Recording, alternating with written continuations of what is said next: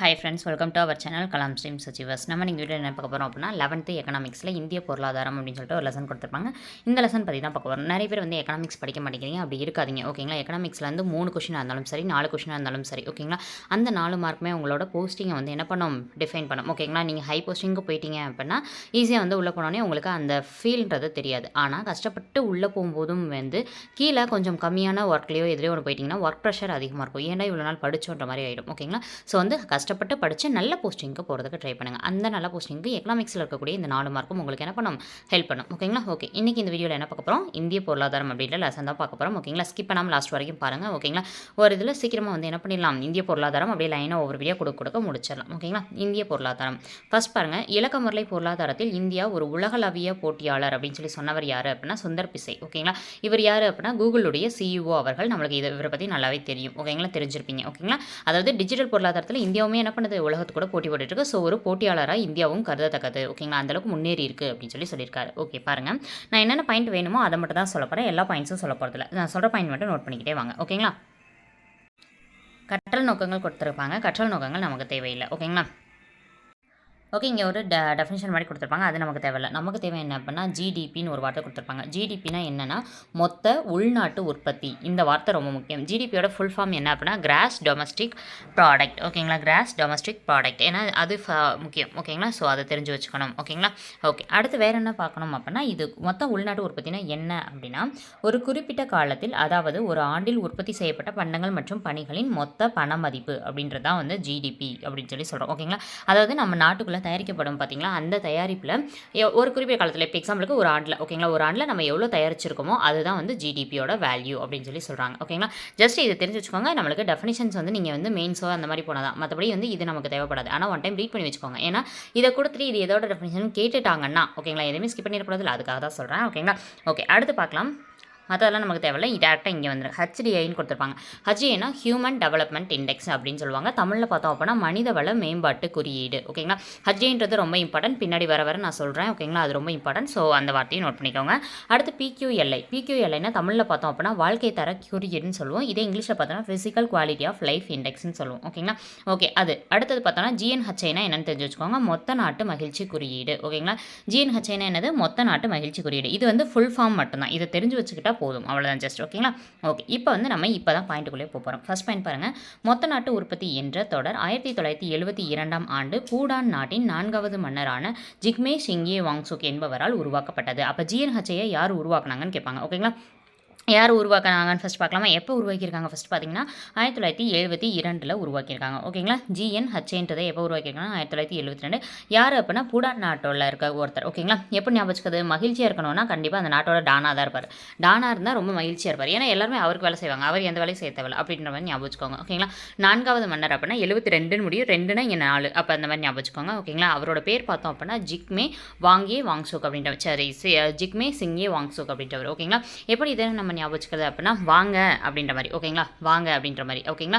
அப்போ வந்து மகிழ்ச்சியை யாராச்சும் நம்மளை வந்து வாங்கன்னு கூப்பிட்டாலும் நம்மளுக்கு மகிழ்ச்சி ஆயிரும் ஓகேங்களா. அந்த மாதிரி ஞாபகம் வச்சுக்கோங்க ஓகேங்களா. ஜஸ்ட் இது தேவைப்பட்டால் எடுத்துக்கோங்க, வேண்டாம்னு விட்டலாம் ஓகேங்களா. ஸோ வந்து ஜிஎன்ஹெச்ஐனா என்னன்னு கொடுத்துருக்காங்க, நிலைத்த முன்னேற்றம் ஓகேங்களா. நல்லா முன்னேறிட்டே போனால் நம்மளுக்கு ஒரு மகிழ்ச்சி கிடைக்கும். சுற்றுச்சூழல் பாதுகாப்பு இருக்கணும் கண்டிப்பாக. நம்ம என்னதான் மகிழ்ச்சியாக இருந்தாலும் சுற்றுச்சூழலில் இருக்கவங்க மகிழ்ச்சியாக இருந்தாங்கன்னா நம்மளுக்கு அந்த வைப் கிடைக்கும் இல்லையா. ஸோ அடுத்தது கலாச்சாரம் மேம்பாடு, அடுத்தது சிறந்த நிர்வாகம் ஓகேங்களா. இது எல்லாம் இருந்தால் இதுக்கு பேர் ஜிஎன்ஹெச்ஐன்னு சொல்லியிருக்காங்க. ஓகே, இந்த பாயிண்ட்ஸ் மட்டும் இதில் போதும் ஓகேங்களா. அடுத்து என்ன பாயிண்ட்ஸ் அப்படின்னு சொல்லி பார்த்தோம் அப்படின்னா வளர்ந்த நாடுகள் எது அப்படின்னு சொல்லி கொடுத்துருப்பாங்க ஓகேங்களா. வளர்ந்த நாடுகள் நீங்கள் எப்படி ஞாபகம் வச்சுக்கிறீங்கன்னா ஏசி அடுத்து இ ஓகேங்களா. அப்படியே அல்ஃபபெட்டிக்கலாக ஞாபகம் வச்சுக்கோங்க, ஈஸியாக இருக்கும் ஓகேங்களா. அடுத்து எஃப் ஜே இந்த மாதிரி ஞாபகம் வச்சுக்கோங்க. America, Canada, England, France, Japan ஓகேங்களா. வளர்ந்த நாடுகள் அப்படின்னு சொல்லி கேட்டாங்கன்னா இதெல்லாம் ஓகேங்களா. வளர்ந்த நாடுகள்னால் என்ன அர்த்தம் அப்படின்னா பொருளாதாரத்தில் நல்லா வளர்ந்துருக்கக்கூடிய நாடுகள் தான் வந்து வளர்ந்த நாடுகள். America, Canada, England, France, Japan ஓகேங்களா. அதை மட்டும் நோட் பண்ணிக்கிட்டால் போதும் ஓகேங்களா. அது இங்கே இருக்கும், பார்த்தா தெரிஞ்சிடும் ஓகேங்களா. இது என்ன அப்படின்னா முழுமையாக வளங்களை பயன்படுத்திய நாடுகளை தான் நம்ம வளர்ந்த நாடுகள்னு சொல்கிறோம் ஓகேங்களா. ஓகே, அடுத்து பாருங்கள். அப்போ வளர்ந்த நாடுகள் வந்து முன்னேறிய நாடுகள்னு சொல்கிறோம், அதெல்லாம் விட்டுருங்க. அப்போ வளர்ந்த நாடுகள் இல்லாமல் இருக்குள்ள மற்றதெல்லாம் என்ன அப்படின்னா, அது வந்து நிலம், சுரங்கம், உழைப்பாளர் இது எல்லாத்தையும் முழுமையாக பயன்படுத்தாமல் இருக்கும். அப்போ வளங்களை முழுமையாக பயன்படுத்தினால் அது வளர்ந்த நாடுகள். ஓகேங்களா? இதே வந்து வளங்களை முழுமையாக பயன்படுத்தாமல் தலா வருவாய் குறைஞ்சிருந்துச்சு அப்படின்னா அதுக்கு பேர் தான் அப்படின்னா வளராத நாடுகள். அதாவது வளராத நாடுகள்ன்றதை விட 3ஆம் நிலை நாடுகள் அப்படின்னு சொல்லி சொல்லுவாங்க. ஓகேங்களா? 3ஆம் நிலை நாடுகள் என்னென்னு பார்க்கலாமா? இங்கே நமக்கு பக்கத்தில் இருக்க கண்ட்ரீஸ்லேயே நிறைய வரும், பார்க்கலாம் இருங்க. ஆஃப்ரிக்கா, பங்களாதேஷ்ன்றது நம்மளுக்கு பக்கத்தில் இருக்கக்கூடிய கண்ட்ரி இல்லையா? பங்களாதேஷ்க்கு எப்போ சுதந்திரம் வாங்குச்சு? 1971ஆம் ஆண்டு.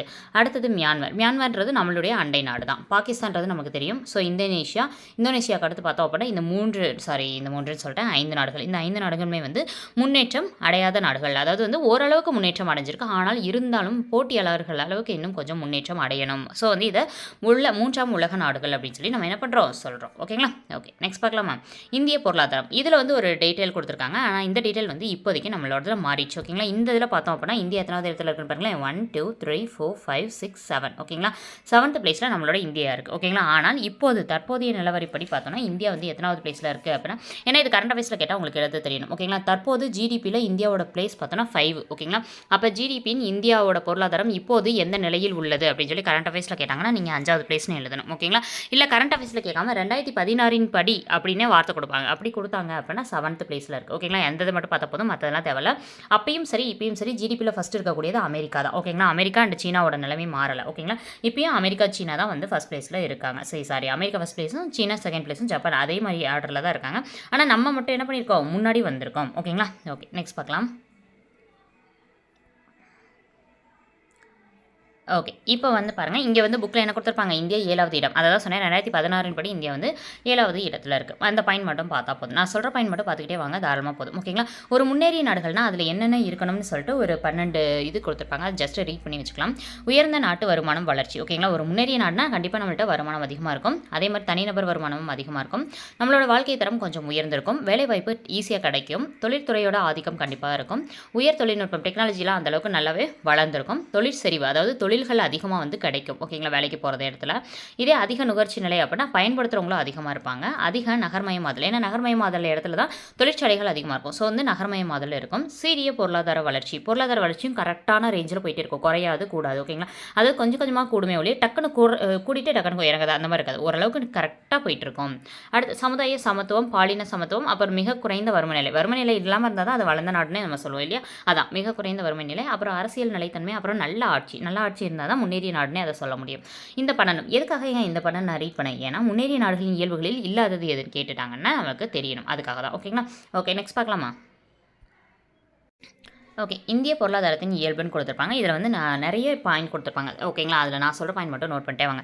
ஃபஸ்ட்டு இந்தியா ஒரு கலப்பு பொருளாதாரம்னு கொடுத்துருப்பாங்க, அதை நோட் பண்ணிக்கோங்க. ஓகேங்களா? ஏன்னா முதலாளித்துவ பொருளாதாரம், சமத்துவ பொருளாதாரம், கலப்பு பொருளாதாரம்னு சொல்லிட்டு 3 வகை இருக்குது. ஓகேங்களா? அதில் நம்மளோடது பார்த்தோம் அப்படின்னா கலப்பு பொருளாதாரம்னா என்னென்னா தனியார் துறை ப்ளஸ் அது இல்லாமல் பொதுத்துறைனா கவர்மெண்ட். ஓகேங்களா? 2 பேரும் சேர்ந்து பணியாற்றக்கூடிய இடம் தான் வந்து கலப்பு பொருளாதாரம்னு சொல்லுவோம். ஓகேங்களா? அப்போ இந்தியா வந்து ஒரு கலப்பு பொருளாதாரத்துக்கு எடுத்துக்காட்டு. ஓகேங்களா? அதை மட்டும் பார்த்தா போதும். இங்கே இருக்க கீழே இந்த டெஃபினிஷனும் நீங்கள் என்ன பண்ண தேவையில்ல, ஜஸ்ட் பார்க்கவே தேவையில்ல. நீங்கள் என்ன பண்ணுங்கள், அடுத்து மூவ் பண்ணிட்டு போயிட்டே இருங்க. ஓகேங்களா? ஓகே, அடுத்து பார்க்கலாமா? வேளாண்மை முக்கிய பங்கு அப்படின்னு சொல்லி கொடுத்துருக்காங்க. ஓகே, பாருங்கள், வேளாண்மை முக்கிய பங்கு வகிக்கிறது அப்படின்னு சொல்லிட்டு என்ன பண்ணியிருப்பாங்க, வேளாண்மை பற்றி கொடுத்துருப்பாங்க. அதாவது வந்து வேளாண்மையில் நம்ம மக்களுக்கு வந்து 60% வந்து வேலை கிடைக்குது. ஓகேங்களா? ஸோ வந்து அதை நோட் பண்ணிக்கணும். அடுத்து பார்த்தோம் அப்படின்னா ஜிடிபிக்கு வேளாண்மை எவ்வளோ கொடுக்குது அப்படின்னா 17% கொடுக்குது. ஓகேங்களா? அது அப்போது இப்போ வந்து கொஞ்சம் ரெடியூஸ் ஆயிடுச்சு. இருந்தாலும் வந்து இந்த டீட்டெயிலை நோட் பண்ணி வச்சுக்கோங்க. இந்த புக்கில் நம்மளுக்கு இந்த டீட்டெயில் தான் இருக்குது. ஓகேங்களா? ஸோ இந்த 2 பாயிண்ட் மட்டும் இதில் நோட் பண்ணால் போதும். கீழே பேராகிராஃபில் நீங்கள் படிக்க வேணாம். அதாவது வேளாண்மை வந்து நம்ம நாட்டோட மக்களோட வேலை வாய்ப்பில் 60% பங்கெடுக்குது. அது அப்போ தான். இப்போ இது குறைஞ்சிச்சு ரொம்பவே. இருந்தாலும் வந்து புக்கில் இருக்க டீட்டெயில் நீங்கள் நோட் பண்ணிக்கோங்க. ஆப்ஷன்ஸில் இருந்தால் அதை தான் டிக் பண்ணணும். ஜிடிபியில் 17%. இதை 2 பாயிண்ட் மட்டும் நோட் பண்ணிக்கோங்க. அடுத்து இங்கே G20 உலக நாடுகள்னு கொடுத்துருப்பாங்க. இது ரொம்ப ரொம்ப ரொம்ப இம்பார்ட்டன்ட். ஏன்னா இப்போ ரீசெண்டாக வந்து G20 மாநாடு கூட நீங்கள் நடத்திருப்பீங்க. அது நடத்திருக்கோம். அதை நீங்கள் கண்டிப்பாக பார்த்துருப்பீங்க கரண்ட் வயசில். ஸோ அந்த வயசில் பார்த்தோம் அப்படின்னா G20 நாடுகளில் இல்லாதது எது அந்த மாதிரி கேட்பாங்க. ஓகேங்களா? ஸோ வந்து நம்ம என்ன பண்ணிக்கணும், இதை தெரிஞ்சு வச்சுக்கணும். ஓகேங்களா? அதாவது G7 நாடுகள் படிச்சிருப்பீங்க. அதோட சேர்த்து தான் இது வரும். என்னென்ன நாடுகள்னு ஜஸ்ட் ஒன் டைம் ரீட் பண்ணிக்கோங்க. ஓகேங்களா? மனப்பாடம் பண்ண முடியலனாலும் பரவாயில்ல, ஒன் டைம் ரீட் பண்ணிட்டீங்கன்னா G20 நாடுகளில் இல்லாத நாடு எதுன்னு கேட்டாங்கன்னா ஒன் டைம் நீங்கள் ரீட் பண்ணியிருந்தீங்கன்னா ஈஸியாக கண்டுபிடிக்க முடியும். பார்க்கலாமா?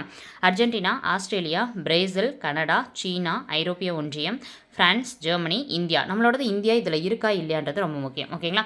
Indonesia, Italy, Japan, Mexico, Russia, Saudi Arabia, தெற்கு ஆப்பிரிக்கா, தெற்கு கொரியா, துருக்கி, இங்கிலாந்து, அமெரிக்கா. இதில் நீங்கள் நல்லா பார்த்தீங்கன்னா தெரியும், நம்மளுடைய அண்டை நாடுகள் எதுவுமே இருக்காது சீனாவை தவிர. ஓகேங்களா, நம்மளோட அண்டை நாடுகளில் இந்த பாகிஸ்தான் இந்த மாதிரிலாம் இருக்கும்ல, இந்த மாதிரி அண்டை நாடுகள் எதுவுமே இருக்காது. எது மட்டும்தான் இருக்கும், சீனா மட்டும்தான் G20ல் இருக்கும்.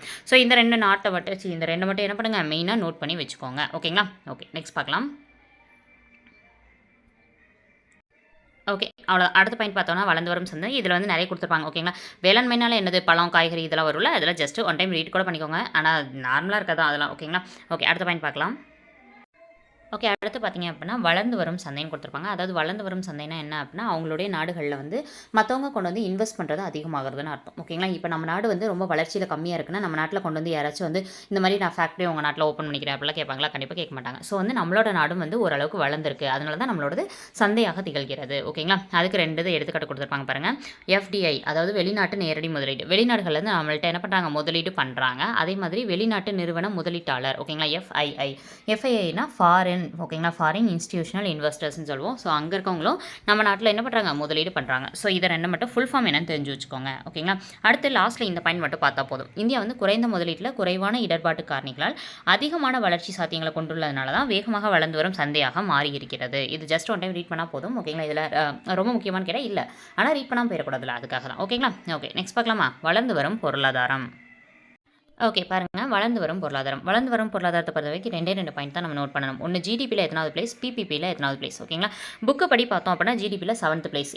எந்த வருஷத்தில் 2016 கணக்கெடுப்பின்படி நம்ம அந்த மேப்லேயே பார்த்துருப்போம். ஓகேங்களா, இப்போ 2023 ஜிடிபியோட நிலைமை என்னன்னு கேட்டாங்கன்னா நம்ம 5th பிளேஸில் இருக்கும். ஓகேங்களா, 5வது பிளேஸில் இருக்கும். அதையும் நோட் பண்ணி வச்சுக்கோங்க. அடுத்து பிபிபியில் அப்படின்னா என்ன அர்த்தம்னா வாங்கும் சக்தி. ஓகேங்களா, நம்ம மக்கள் வந்து நுகர்வோர்கள் எவ்வளோ வாங்குறாங்களோ அந்த இதை பொறுத்து கால்குலேட் பண்ணுவாங்க பிபிபின்றதை. ஓகேங்களா, ஸோ வந்து பிபிபியில் இப்போ நம்மளுடைய நிலை என்ன அப்படின்றது நம்மளுக்கு தெரிஞ்சிருக்கணும். ஓகேங்களா, பிபிபியில் இப்பயுமே நம்ம எத்தனாவது பிளேஸில் இருக்கோம், 3வது நிலையில் இருக்கோம். சற்றும் குறையவில்லை, அந்த நிலையவே வந்து மெயின்டைன் பண்ணிட்டு இருக்கோம். ஓகேங்களா, ஓகே நெக்ஸ்ட் பார்க்கலாம். வாங்கும் திறனின் அடிப்படையில் இந்தியா 3வது இடம். இந்த பாயிண்ட் மட்டும் நோட் பண்ணிக்கோங்க. ஓகே, அடுத்து நம்ம வந்து G20 நாடுகளில் இடம் பெற்றிருக்கோம்னு கொடுத்துருக்கோம். இதை நம்ம ஆல்ரெடி பார்த்தாச்சு. ஓகேங்களா, நம்மளோட அண்டை நாடுகளில் நம்மளும் சீனாவை மட்டும்தான் இடம் பெற்றிருக்கோம். ஓகே, அடுத்து பாருங்கள். ஓகே, அடுத்தது பாருங்கள், வேகமாக வளரும் பொருளாதாரம். இதில் வந்து என்ன கொடுத்துருப்பாங்க அப்படின்னா, இந்தியான்றது நல்லா வேகமாக வளர்ந்துட்டுருக்கு அப்படின்னு சொல்லிட்டு கொடுத்துட்டு ஒரே ஒரு டீட்டெயில் கொடுத்துருப்பாங்க. 2016 to 17 சீன மக்கள் குடியரசுக்கு அடுத்தபடியாக நம்ம வந்து ஓரளவுக்கு வந்து நல்லா வளர்ந்துட்டுருக்கோம் அப்படின்னு சொல்லுவாங்க. அதில் எக்ஸாம்பிளுக்கு என்னென்னா, ஜிடிபியில் நம்மளோட பங்களிப்பு எவ்வளோ இருந்துச்சுன்னா 7.1%. அதை மட்டும் தெரிஞ்சுக்கோங்க. ஓகேங்களா, ஜிடிபியில் நம்மளுடைய பங்களிப்பு இப்போ உலக நாடுகளில் இருக்கவங்க ஒரு 100%, அதில் நம்மளோட பங்களிப்பு எவ்வளோ இருக்குது அந்த மாதிரி கொடுத்துருக்காங்க. ஓகேங்களா, ஸோ வந்து பார்த்தோம் அப்படின்னா 7.1% வந்து நம்ம கொடுத்துருக்கோம். ஓகே, அதை மட்டும் நோட் பண்ணால் போதும். ஜிடிபியில் நம்மளோட பங்கு வந்து 2016 எவ்வளோன்னு கேட்டாங்கன்னா 7.1. அடுத்தது ஓகே, அடுத்தது பாருங்கள், வேகமாக வளரும் பணிகள் துறை. பணிகள் துறைனா என்னது, வேலை கொடுக்கக்கூடிய அந்த துறைகள் வந்து வேகமாக நம்ம நாட்டில் வளர்ந்துட்டுருக்கு அப்படின்ற மாதிரி கொடுத்துருப்பாங்க. அடுத்து தகவல் தொழில்நுட்பம் நம்ம இதில் நல்லா வளர்ந்துட்டுருக்கு. பிபிஓவும் நல்லா வளர்ந்துட்டுருக்கு. பிபிஓனா என்ன அப்படின்னா பிஸ்னஸ் ப்ராசஸ் அவுட் சோர்சிங்னு சொல்லுவாங்க. ஓகேங்களா, வெளியிலேருந்து கொண்டு வந்து முதலீடு பண்ணுவாங்க. இந்த மாதிரி தொழில்நுட்ப சேவைகள் நல்லாவே வளர்ந்துட்டுருக்கு. ஸோ நம்ம நாடு ஒரு நல்ல வளர்ந்துட்டு இருக்கக்கூடிய பணிகள் துறை கொண்ட நாடு அப்படின்னு சொல்லிட்டு கொடுத்துருப்பாங்க. ஓகேங்களா, ஸோ வந்து இந்த இதெல்லாம் நம்மளுக்கு அந்தளவுக்கு கீழே இருக்கிற பாயிண்ட்ஸ்லாம் நமக்கு தேவை. இந்த டீட்டெயில் மட்டும் பார்த்தா போதும். ஓகேங்களா, 2017 பொறுத்த வரைக்கும் வந்து இணையதள நாடுகள் அப்படின்னா இணையதள சேவையை வந்து யார் அதிகமாக பயன்படுத்தியிருக்காங்க அப்படின்னா சீனா ஃபஸ்ட் பிளேஸில் இருக்குது. இந்தியா எத்தனை பிளேஸில் இருக்குது, 2nd பிளேஸில் இருக்குது. ஓகேங்களா, எத்தனை இதுலன்னு பாருங்கள், எத்தனாவது பிளேஸ்ன்னு பார்த்து வச்சுக்கோங்க. சீனா, அதுக்கடுத்து பார்த்தோம் அப்படின்னா இந்தியா. ஓகேங்களா, ஓகே ஃபஸ்ட் பிளேஸ் எது, 2nd பிளேஸ் எது, எந்த ஆண்டுன்னு பார்த்து வச்சுக்கோங்க, 2017. ஓகே, அடுத்தது பாருங்கள், பேரளவு உற்பத்தி உள்நாட்டு நுகர்ச்சி. ஓகே, பேரளவு உள்நாட்டு நுகர்ச்சினாலே என்ன அப்படின்னா மக்கள் எவ்வளோ நுகர்றதுனா வாங்குறாங்க. ஓகேங்களா, அவங்க எவ்வளோ பயன்படுத்துறதா வந்து நுகர்ச்சின்னு சொல்லுவாங்க. ஓகேங்களா, அப்போ நம்ம பேரளவு உள்நாட்டு நுகர்ச்சி அப்படின்னா நம்ம நல்லா வந்து பொருட்களை நிறைய வாங்குகிற சக்தி அளவுக்கு நம்ம கூடியிருக்கோம் அப்படின்றத இந்த இடத்துல கொடுத்துருப்பாங்க. ஓகேங்களா, மற்ற பாயிண்ட்ஸ்லாம் நீங்கள் ரீட் பண்ண வேண்டாம். ஓகேங்களா, ஜஸ்ட் ஜென்ரலாக தான் இருக்கும், நான் இப்போ சொன்னதாக இருக்கும். ஓகேங்களா, நிறைய பேர் என்ன பண்ணுறாங்க, உள்நாட்டு நுகர்வு பொருட்களை வாங்குறது அதிகரிச்சுட்டு வருது, இந்த மாதிரி கொடுத்துருப்பாங்க. இது நமக்கு தேவை, ஜஸ்ட் ரீட் பண்ணாலே போதும். அடுத்தது நகர பகுதிகளின் விரைவான வளர்ச்சி. இந்த டாப்பிக்லாம் வேணும்னு சொல்லிட்டு நான் ஸ்கிப் பண்ணிட்டு போயிடலாம், இருந்தாலும் வந்து தேவைப்படும். ஓகேங்களா, ஏதாவது ஒரு இடத்துல தேவைப்படும். அதுக்காக தான் இந்த லெசன் நம்ம பொறுத்த வரைக்கும் பின்னாடி வரும். ஓகேங்களா, அந்த பின்னாடி வரக்கூடிய டீட்டெயில்ஸ்லாம் ரொம்ப இம்பார்ட்டன்ட், ஃபார்முலாஸ்லாம் நிறைய வரும். ஓகேங்களா, ஸோ அதெல்லாம் பார்க்கலாம். அடுத்து 8வது ஹெட்டிங் 9வது பாயிண்ட் பாருங்கள், நகரப்பகுதிகளோட விரைவான வளர்ச்சின்னு கொடுத்துருப்பாங்க. ஏன்னா நம்மளோட நகரங்கள் என்ன பண்ணிட்டு இருக்கு, நல்ல விரைவாக வளர்ச்சி அடைஞ்சிட்டு தான் இருக்குது. ஓகேங்களா, நம்ம சுதந்திரம் வாங்கினதுக்கும் இப்போ இருக்கிறதுக்கும் நகரப்பகுதிகளில் நிறையவே டிஃப்ரென்ஸ் இருக்குது இல்லையா, அதை தான் கொடுத்துருப்பாங்க. நம்மளுக்கு அந்தளவுக்கு வேறு எதுவுமே டீட்டெயிலாக கொடுத்துருக்க மாட்டாங்க. கல்வியில் நல்லா உயர்ந்திருக்கும், எல்லாமே நகரம் வந்ததுனால தான் அப்படின்ற மாதிரி கொடுத்துருப்பாங்க. இதெல்லாம் நமக்கு தேவையில்லை, ஜஸ்ட் ஒன் டைம் ரீட் பண்ணி வச்சுக்கோங்க. அடுத்தது நிலையான பேரளவு பொருளாதாரம். நிலையான நிலையான பேரளவு பொருளாதாரம் அப்படின்னா நிலையான அப்படின்ற ஒரு வார்த்தை வந்துச்சுனால என்ன அர்த்தம் அப்படின்னா நம்ம வந்து ரொம்ப முன்னேறணும்னு அவசியம் இல்லை. ஆனால் இப்போ இருக்கிறத தக்க வச்சுக்கிறோமா அப்படின்றது தான். ஓகேங்களா? ஒருத்தட்ட வந்து ரூ. 100 இருக்குது அப்படின்னா அடுத்து வந்து டக்குன்னு நீ 300 400 சம்பாதிக்கணும் அவசியம் இல்லை. அந்த ரூ. 100 மாதம் மாதம் சம்பாதிக்கிறியா அப்படின்றத அர்த்தம். அப்போ நிலையான அப்படின்னா அது அர்த்தம். ஸோ அந்த அளவில் நம்மளோட இந்தியா வந்து நிலையான பொருளாதாரத்தில் தான் இருக்குது. அதுக்கு ஒரு வார்த்தை கொடுத்துருப்பாங்க. நிலைத்த உறுதி வாய்ந்த சிறந்த எதிர்காலம் கொண்ட பேரியல் பொருளாதாரத்தின் சொர்க்கம் அப்படின்னு சொல்லிட்டு நம்மளோட இந்திய பொருளாதாரையோட ஆய்வறிக்கை வந்து சொல்லுதுன்ற மாதிரி கொடுத்துருப்பாங்க. இது ஜஸ்ட் ஒன் டைம் ரீட் பண்ணுங்கள் போதும். 2014 to 15 வந்து மொத்த உள்நாட்டு உற்பத்தி 8% இருக்கும்னு சொல்லி அவங்க கெஸ் பண்ணியிருந்தாங்க. நம்ம ஆல்ரெடி என்ன பார்த்துருந்தோம் 2016 என்ன பார்த்துருந்தோம் 7.1% பார்த்துருந்தோம். ஓகேங்களா? 7.1% ஜிடிபிக்கு நம்ம கொடுத்துருந்தோம்னு பார்த்துருந்தோம். ஸோ வந்து அதுக்கு ஒரு வருஷத்துக்கு முன்னாடி 8% இருக்கும்னு நினச்சிருந்தாங்க. ஆனால் எவ்வளோ பர்சன்டேஜ் இருந்துச்சுன்னா 7.6. ஸோ வந்து நினச்ச அளவுக்கு கொஞ்சம் நெருங்கிருச்சு. அப்போ இது நிலையான பொருளாதாரம் தான் அப்படின்னு சொல்லி கொடுத்துருப்பாங்க. இதை வந்து பாயிண்ட்ஸ் பர்சன்டேஜ்லாம் இருக்குன்றதுக்காக தான் அதை உங்களுக்கு நான் மார்க் பண்ணி காமிச்சிட்ருக்கேன். ஓகேங்களா? நிலையான பேரளவு பொருளாதாரம்னு ஆல்ரெடி சொல்லிட்டேன். ஓகேங்களா? டக்குனு முயற்சியை வந்து முன்னேறலைனாலும் கூட இருக்கிற லெவலை வந்து கரெக்டாக மெயின்டைன் பண்ணிக்கிட்டே வர்றது தான். ஓகேங்களா? ஓகே, அடுத்து என்னென்னு பார்க்கலாம்.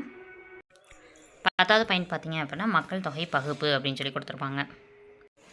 மக்கள் தொகை பகுப்புனா என்ன அர்த்தம் அப்படின்னா நம்மளோட நாட்டில் வந்து மக்கள் தொகையில் இளைஞர்கள் வந்து அதிகமாக இருக்காங்க. இளைஞர்கள் அதிகமாக இருந்தால் என்ன ஆகும்? வெளிநாட்டில் இருக்கவங்களாம் அந்த நாட்டில் இளைஞர்கள் வந்து அதிகமாக இருக்காங்க. நம்ம கொண்டு போய் வந்து ஏதாச்சும் ஒரு வேலையை வந்து ஒரு இண்டஸ்ட்ரி லான்ச் பண்ணால் வேலைக்கு நிறைய இளைஞர்கள் வருவாங்க அப்படின்னு சொல்லிட்டு நம்பிட்டு என்ன பண்ணுவாங்க? வெளிநாட்டு முதலீடுல நம்ம நாட்டை தேடி வரும். ஓகேங்களா? ஸோ அதை தான் கொடுத்துருப்பாங்க. அதை தான் இங்கே லாஸ்ட் பாயிண்ட்டை கொடுத்துருப்பாங்க. அந்த பாயிண்ட்டை நீங்கள் ரீட் பண்ணாலே போதும். ஓகேங்களா? வெளிநாட்டு முதலீட்டையும் வெளிநாட்டு வேலை வாய்ப்புகளையும் ஈர்க்கிறது எதுனா நம்ம நாட்டோட இளைஞர்களுடைய தொகை. ஓகேங்களா? இளைஞர்கள் அதிகமாக இருக்காங்க. ஸோ வந்து வேலை வாய்ப்பு அங்கே கொடுத்தோன்னா அவங்க கரெக்டாக செஞ்சு கொடுத்துருவாங்கன்னு சொல்லிட்டு இண்டஸ்ட்ரி நிறைய வந்து லான்ச் பண்ணுவாங்க. அந்த பாயிண்ட் மட்டும் நோட் பண்ணால் போதும். அடுத்து பார்த்தோம் அப்படின்னா இங்கே வந்து ஒரு இது கொடுத்துருப்பாங்க. இதில் வந்து தெளிவாக மேப்பில் மட்டும் தெளிவாக இல்லை. ஓகேங்களா? ஸோ வந்து என்ன அப்படின்னா இதில் இந்தியாவோட மக்கள் தொகையில் இருக்காங்கல்ல அவங்க இளைஞர்கள் மற்ற நாட்டோட மக்கள் தொகைக்கு ஈக்குவலாக இருக்காங்கன்னு சொல்லி கொடுத்துருப்பாங்க. ஓகேங்களா?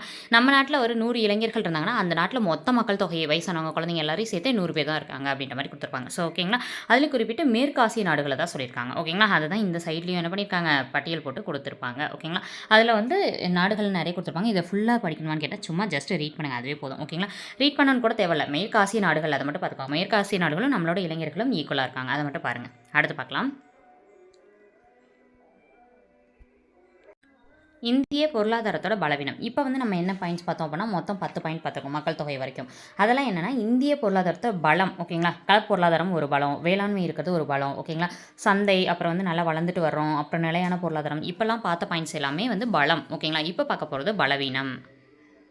ஓகே, ஃபர்ஸ்ட் பாயிண்ட் பாருங்கள். அதிக மக்கள் தொகை. ஆல்ரெடி மக்கள் தொகைன்றது நம்மளுக்கு பலம்லையும் கொடுத்துருந்தாங்க. எதுக்கு? இளைஞர்கள் அதிகமாக இருக்கனால தொழில்துறை அதிகமாக இருக்குன்றது பலம். ஓகேங்களா? ஆனால் அதிக மக்கள் தொகை இருந்தால் என்ன பண்ண முடியாது? நம்ம நினைக்கிறக்கூடிய ஒரு பிளானை வந்து நாட்டில் வந்து எக்ஸிக்யூட் பண்ண முடியாது. ஓகேங்களா? ஸோ வந்து மக்கள் தொகை பெருக்கத்தில் இந்தியா வந்து சீனாவிற்கு அடுத்தபடியாக 2வது நாடாக உள்ளதுன்னு கொடுத்தாங்க. இப்போ வந்து ஃபர்ஸ்ட் நாடுக்கு வந்துருச்சு இல்லையா? ஸோ வந்து எல்லாருக்குமே அது தெரியும். ஓகே, அடுத்து பாருங்கள். இப்போ இந்தியாவில் வந்து மக்கள் தொகை ரொம்ப அதிகமாக இருக்கிறதுனால பொருளாதார வளர்ச்சிக்கு அதுவே வந்து ஒரு தடையாக இருக்குது அப்படின்னு சொல்லி கொடுத்துட்டு அதுக்கு ஒரு எக்ஸாம்பிள் கொடுத்துருப்பாங்க. ஒவ்வொரு 1000 பேருக்கு வந்து 1.7% அப்படின்ற அளவில் மக்கள் தொகை வந்து அதிகரிச்சுக்கிட்டே வருது. அப்படி நம்ம இப்போ எடுத்துக்காட்டுக்கு பாருங்களேன், ஒரு ஆண்டில் எவ்வளோ இப்போ எடுத்துக்காட்டுக்கு ஒரு ஆண்டில் நம்மளோட ஒரு 100 பேர் வந்து மக்கள் தொகை அதிகரிக்காங்கன்னா ஆஸ்திரேலியாவில் மொத்தமாகவே அவ்வளோதான் இருக்காங்க. அந்த 100 பேர் தான் இருக்காங்க. அப்போ இதுலேருந்து என்ன சொல்கிறாங்கன்னா ஆண்டுதோறும் ஏற்படும் மக்கள் தொகை பெருக்கம் ஆஸ்திரேலியாவின் மொத்த மக்கள் தொகைக்கு சமமாக உள்ளது. நம்ம மக்கள் தொகையில் எவ்வளோ கூடுறாங்களோ அந்த கூடக்கூடிய மக்கள் தொகை தான் அங்கே வந்து டோட்டல் மக்கள் தொகையாகவே இருக்காங்க அப்படின்றத சொல்லியிருக்காங்க. ஓகேங்களா? எந்த நாடுன்னு மட்டும் பார்த்து வச்சுக்கோங்க. அது போதும். அதுக்காக தான் இதை நான் சொல்லியிருக்கேன். ஓகேங்களா? 1.7% என்ற அளவில் கூடுது. அதை மட்டும் பார்த்து வச்சுக்கோங்க. அப்போ ஃபஸ்ட் பாயிண்ட் பலவீனம்னா ஃபஸ்ட் பாயிண்ட் என்னென்னு பார்த்தோன்னா அதிக மக்கள் தொகை. ஓகே, நெக்ஸ்ட் பாயிண்ட் பார்க்கலாம். ஓகே, ஏற்றத்தாழ்வு மற்றும் வறுமைன்னு கொடுத்துருப்பாங்க. ஃபஸ்ட்டு பலவீனம் என்னென்னு பார்த்தோன்னா மக்கள் தொகை, செகண்ட் பலவீனம் வந்து வறுமை அப்படின்னு சொல்லி கொடுத்துருப்பாங்க. ஓகேங்களா? ஆல்ரெடி வந்து நம்ம என்ன பண்ணியிருப்போம் அப்படின்னு சொல்லி பார்த்தோம் அப்படின்னா வேளாண்மையை பற்றி பார்த்துருப்போம். ஓகேங்களா? ஸோ வந்து வேளாண்மையில் எல்லாருக்கும் வேலை மட்டும்தான், வேலை வாய்ப்பு தான் கிடைக்குது. ஆனால் இது கிடைக்கிறது இல்லையா? அந்த மாதிரி தான் இங்கே கொடுத்துருப்பாங்க. சரி, பார்க்கலாம் இருங்க. இப்போ என்ன அப்படின்னா நம்ம நாட்டில் வருமானம் இருக்குது. ஓகேங்களா? சொத்துக்களும் இருக்குது. ஆனால் என்னென்னா 10% இந்தியர்களோட சொத்துக்கள் மட்டும்தான் தொடர்ந்து அதிகரிக்குது. ஓகேங்களா? அதாவது ஏற்கனவே பணக்காரங்களாக இருக்காங்கல்ல அவங்களோட சொத்துக்கள் மட்டும்தான் அதிகரிச்சுட்டே வருது. மற்றவங்களாம் என்ன பண்ணுறாங்க? வறுமை கோட்டுக்கு கீழே தான் இருக்காங்க அப்படின்ற மாதிரி கொடுத்துருப்பாங்க. ஓகேங்களா? அப்போ சிம்பிளாக சொல்லணும் அப்படின்னா பணக்காரர்கள் வந்து தொடர்ந்து பணக்காரர்களாக வராங்க, ஏழைகள் தொடர்ந்து ஏழைகளாகவே வாழ்ந்துட்டு இருக்காங்க அப்படின்ற மாதிரி என்ன பண்ணியிருப்பாங்க கொடுத்துருப்பாங்க. அப்போ வந்து நம்மளுக்கு பலவீனம் அப்படின்றதுல செகண்ட் பாயிண்ட் இது. ஓகேங்களா? ஃபர்ஸ்ட் பாயிண்ட் என்னது? மக்கள் தொகை அதிகமாக இருக்கிறது ஒரு பலவீனம் நம்ம பொருளாதாரம் வளர்ச்சி அடைகிறதுக்கு. செகண்ட் பாயிண்ட் வறுமை அப்படின்றது ஒரு பலவீனம். ஓகேங்களா? ஓகே, அடுத்த பாயிண்ட் பாருங்கள். தேர்ட் பாயிண்ட் பாருங்கள், அத்தியாவசிய பண்டங்களோட விலை உயர்வு. அதாவது வந்து இப்போ அத்தியாவசிய பண்டம்னா என்னது, நமக்கு தேவையான அரிசியோ பருப்போ இந்த மாதிரி இருக்கிறதுலாம் அத்தியாவசியம், கண்டிப்பாக அது வேணும், இருந்தால் நம்மளால் வாழ முடியும் இல்லையா. ஸோ வந்து அப்படி இருக்கக்கூடியது வந்து தொடர்ந்து வளர்ச்சிக்கிட்டே போயிடுச்சுன்னா, ஓகேங்களா, விலை வந்து அதிகரிச்சுட்டே போயிடுச்சுன்னா பணக்காரங்களால வாங்க முடியும், ஆனால் ஏழைகள்னால வாங்க முடியுமா, முடியாது. அதை தான் கொடுத்துருப்பாங்க. ஓகேங்களா, மொத்த உள்நாட்டு உற்பத்தியில் நிலையான வளர்ச்சி மற்றும் வளர்ச்சி வாய்ப்புகள் தொடர்ந்து இருந்துட்டு தான் இருக்குது. ஆனாலும் வந்து விலை வந்து என்ன பண்ணுது, தொடர்ந்து உயருது. அதாவது வளர்ச்சி இருக்குது அப்படின்னா என்ன அர்த்தம்னா, சம்பளம் கூட்டிகிட்டு தான் இருக்குது, ஆனால் சம்பளம் கூடுறதுக்கு அதிகமாக என்ன பண்ணியது, அத்தியாவசிய பண்டங்களோட தேவையும் கூடிடுது. அதை தான் லாஸ்ட்டில் கொடுத்துருப்பாங்க. ஓகேங்களா, அப்படி தொடர் விலை ஏறிட்டே இருந்துச்சுன்னா வாங்கும் சக்தி குறையும். ஓகேங்களா, மக்கள் வந்து ஒரு 10 கிலோ வாங்குறாங்க அப்படின்னா அந்த இடத்துல 5 கிலோ தான் வாங்குவாங்க. அப்படி வாங்குறதுனால வந்து ரொம்ப கஷ்டமாக இருக்குது. இன்னொன்று, நிரந்தர வருமானம் இல்லாதவங்களுக்கு விலை ஏற்றத்தினால அவங்க நினச்ச பொருட்களை வாங்க முடியலை அப்படின்ற மாதிரி கொடுத்துருப்பாங்க. அடுத்தது ஃபோர்த் பாயிண்ட் என்ன கொடுத்துருக்காங்க அப்படின்னா, உள்கட்டமைப்பு பலவீனம். நல்லா பாருங்கள், பலவீனம்னா மொத்தம் 6 பாயிண்ட். ஃபஸ்ட் பாயிண்ட் வந்து அதிக மக்கள் தொகை பார்த்தோம், செகண்ட் வந்து வறுமை பார்த்தோம், தேர்ட் பாயிண்ட் என்ன அப்படின்னா அத்தியாவசிய பண்டங்கள் தொடர்ந்து விலை உயர்ந்துகிட்டே இருக்குன்னு பார்த்தோம். அடுத்த பாயிண்ட் இப்போ பார்க்கறது உள்கட்டமைப்பு வீக்கம். அதாவது வந்து வீக்கம் சொல்கிறேன், பலவீனம். ஓகேங்களா, உள்கட்டமைப்பு பலவீனம்னு பார்த்தாச்சு. ஓகே, அப்படின்னா என்ன அர்த்தம் அப்படின்னு சொல்லிட்டு பார்க்கலாம். உள்கட்டமைப்பு அப்படின்னா எது அதுக்குள்ளே வரும்னா, மின்னாற்றல், போக்குவரத்து, பண்டங்கள் பாதுகாப்பு பெட்டகம், இது மூணுமே வந்து கட்டமைப்பு வசதியில் தான் வரும், உள்கட்டமைப்பில் தான் வரும். ஓகேங்களா, அதோட வசதி இன்றைக்குமே என்ன இருக்குது, பற்றாக்குறையாக தான் இருக்குது. இப்போ எடுத்துக்காட்டுக்கு பார்த்தா போனால் மின்னாற்றல்னா ஃபேக்ட்ரி இருக்க சைடில் நல்லா மின்னாற்றல் கிடைக்கும், ஆனால் கொஞ்சம் கிராம சைடெலாம் போனீங்கன்னா மின்னாற்றல் இருக்காது. இருந்தாலும் ஒரு வளர்ந்த நாடு அப்படின்னா வந்து எல்லாருக்கும் இருக்கணும்ல, அதை தான் கொடுத்துருப்பாங்க. ஸோ மின்னாற்றல், போக்குவரத்து, பண்டங்களோட பாதுகாப்பு பெட்டகம், இதெல்லாம் வந்து இப்பயுமே வந்து கட்டமைப்பில் கொஞ்சம் பலவீனம் இருக்க தான் செய்யுது. ஓகே, அடுத்தது பார்த்தோன்னா வேலைவாய்ப்பை உருவாக்க திறன் அற்ற நிலை அப்படின்னு சொல்லி கொடுத்துருப்பாங்க. ஓகேங்களா, வேலைவாய்ப்பை உருவாக்கணும்னு நம்ம நினச்சாலும் வந்து அதை உருவாக்க முடியலை அப்படின்ற மாதிரி கொடுத்துருப்பாங்க. ஓகேங்களா, அது என்னன்றதை பார்க்கலாம். இங்கேக்குள்ளே இருக்க பாருங்க, இந்த பாயிண்ட் ரொம்ப முக்கியம். ஓகேங்களா, உற்பத்தியில் ஏற்படும் வளர்ச்சி வேலைவாய்ப்பை உருவாக்கவில்லை அப்படின்னு கொடுத்துருப்பாங்க. ஓகேங்களா, இப்போ எடுத்துக்காட்டுக்கு பார்த்தோம் அப்படின்னா உற்பத்தி வந்து நம்ம நாட்டில் அதிகரிச்சுக்கிட்டே இருந்தாலும் அந்தளவுக்கு வேலைவாய்ப்பு நம்ம நாட்டு மக்களுக்கு கிடைக்கிறது கிடையாது. ஓகேங்களா, அதனால தான் இந்திய பொருளாதாரத்தை வேலைவாய்ப்பு அற்ற வளர்ச்சி. ஓகேங்களா, இந்திய பொருளாதாரம் வளர்ந்துக்கிட்டு தான் இருக்குது, ஆனால் வேலைவாய்ப்பு அற்ற வளர்ச்சியாக இருக்குது, வேலைவாய்ப்பு இல்லாமையே வளர்ந்துகிட்டு இருக்குது அப்படின்ற மாதிரி கொடுத்துருப்பாங்க. ஓகேங்களா, ஸோ இது ஒரு பலவீனம். ஓகேங்களா, மொத்தம் 6 பலவீனம் பார்க்குறோம். இப்போ 6வது பார்த்துட்டு ஒன் டைம் ரீகால் பண்ணிடலாம். பழமையான தொழில்நுட்பம் அப்படின்னு சொல்லி கொடுத்துருப்பாங்க. அதாவது வேளாண்மை மற்றும் சிறு தொழில் நிறுவனங்களின் தொழில்நுட்ப நிலை வந்து இன்னும் பழமையாகவும் வளக்குழிந்ததாகவும் இருக்குது அப்படின்ற மாதிரி. ஓகேங்களா, வேளாண்மையில் இன்னுமே கொஞ்சம் டெக்னாலஜிக்கலாக வந்து நல்லா வளரணும். ஓகேங்களா, நிறைய வந்து அதிக மகசூல் தரக்கூடிய பயிர்களுக்கு நிறைய மக்கள் வந்து மாறணும். இந்த மாதிரி இருக்கிறதுல நிறைய இதில் இன்னும் பழமையான தொழில்நுட்பம் தான் பயன்படுத்தப்பட்டு வருதுன்னு சொல்லிட்டு கொடுத்துருப்பாங்க. ஓகேங்களா, ஓகே, பலவீனம் பலம் அப்படின்றதுக்கு 2 டாபிக் இப்போ நம்ம முடிச்சாச்சு. ஓகேங்களா, பலம் அப்படின்றதுக்கு இந்தியா ஒரு அதாவது கலப்பு பொருளாதாரம், வேளாண்மை இருக்குது, அப்புறம் சந்தையான திகழ்கிறது, அப்புறம் வளர்ந்துட்டு வர பொருளாதாரம். ஓகேங்களா, அப்படின்னு சொல்லிட்டு நிறைய இதை கொடுத்துருப்பாங்க. ஓகேங்களா, உள்நாட்டு உற்பத்தி ஓரளவுக்கு நிலையான வளர்ச்சியில் இருக்கின்ற மாதிரி கொடுத்துருப்பாங்க.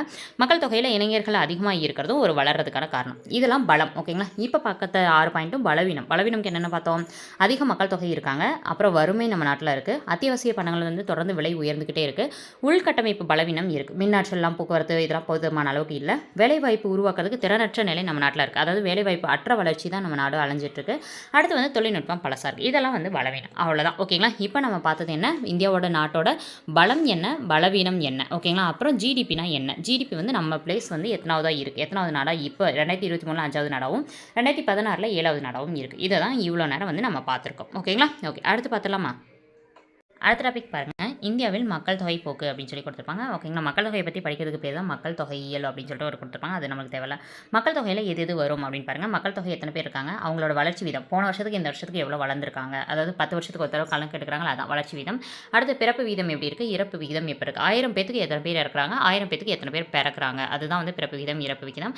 மக்கள் தொகை அடர்த்தி எங்கே இருக்குது அப்படின்ற மாதிரி. இப்போ பீகார் அந்த இடத்துலன்னு பார்த்தா மக்கள் தொகை அடர்த்தி அதிகம். ஓகேங்களா, அடுத்து பார்த்தோம் அப்படின்னா பாலின விகிதம். பாலின விகிதம்னா கேர்ள்ஸ் ஃபீமேல்ஸ் வந்து எவ்வளோ இருக்காங்க, இல்லை வந்து பாய்ஸ் இல்லைனா ஜென்ட்ஸ் அவங்களா இருக்காங்களா, அவங்கள எத்தனை பேர் இருக்காங்க, அந்த மாதிரி. அடுத்து வாழ்நாள் எதிர்பார்ப்பு, ஒருத்தர் பிறக்கிறாங்க அப்படின்னா அவங்க எவ்வளோ வயசு வரைக்கும் வாழ்கிறாங்கன்னு சொல்லிட்டு ஒரு சராசரி வாழ்க்கை எதிர்பார்ப்பு இருக்குல்ல, அது வந்து எவ்வளோ இருக்குது, எழுத்தறிவு விகிதம் எவ்வளோ இருக்குது. ஓகேங்களா, இதெல்லாம் வந்து எதுக்கான இதுன்னு பார்த்தோம் அப்படின்னா நம்மளோட மக்கள் தொகையோட போக்கு எப்படி போயிட்டுருக்குன்றதுக்கான ஒரு பாயிண்ட். ஓகேங்களா, ஓகே, இதெல்லாம் ஜஸ்ட் ஒன் டைம் ரீட் பண்ணுங்கள், அதுவே போதும். இங்கே ஒரு பாக்ஸ் கொடுத்துருப்பாங்க. பாக்ஸை கண்டிப்பாக யாருனாலையுமே வந்து எவ்வளோ நல்லா படிக்கிறவங்களா இருந்தாலும் ஃபுல்லாக வந்து தரவெல்லாம் மனப்பாடம் பண்ண முடியாது. ஓகேங்களா, ஸோ வந்து நீங்கள் என்ன பண்ணுங்கள் அப்படின்னா ஃபஸ்ட்டு இதை மனப்பாடம் பண்ணி வச்சுக்கோங்க. ஃபஸ்ட்டு இது என்ன அப்படின்னா 1901 தான் வந்து கணக்கெடுப்பு ஆண்டு அப்படின்னு சொல்லி ஸ்டார்ட் ஆகுது நம்மளுக்கு இந்த புக்கில்.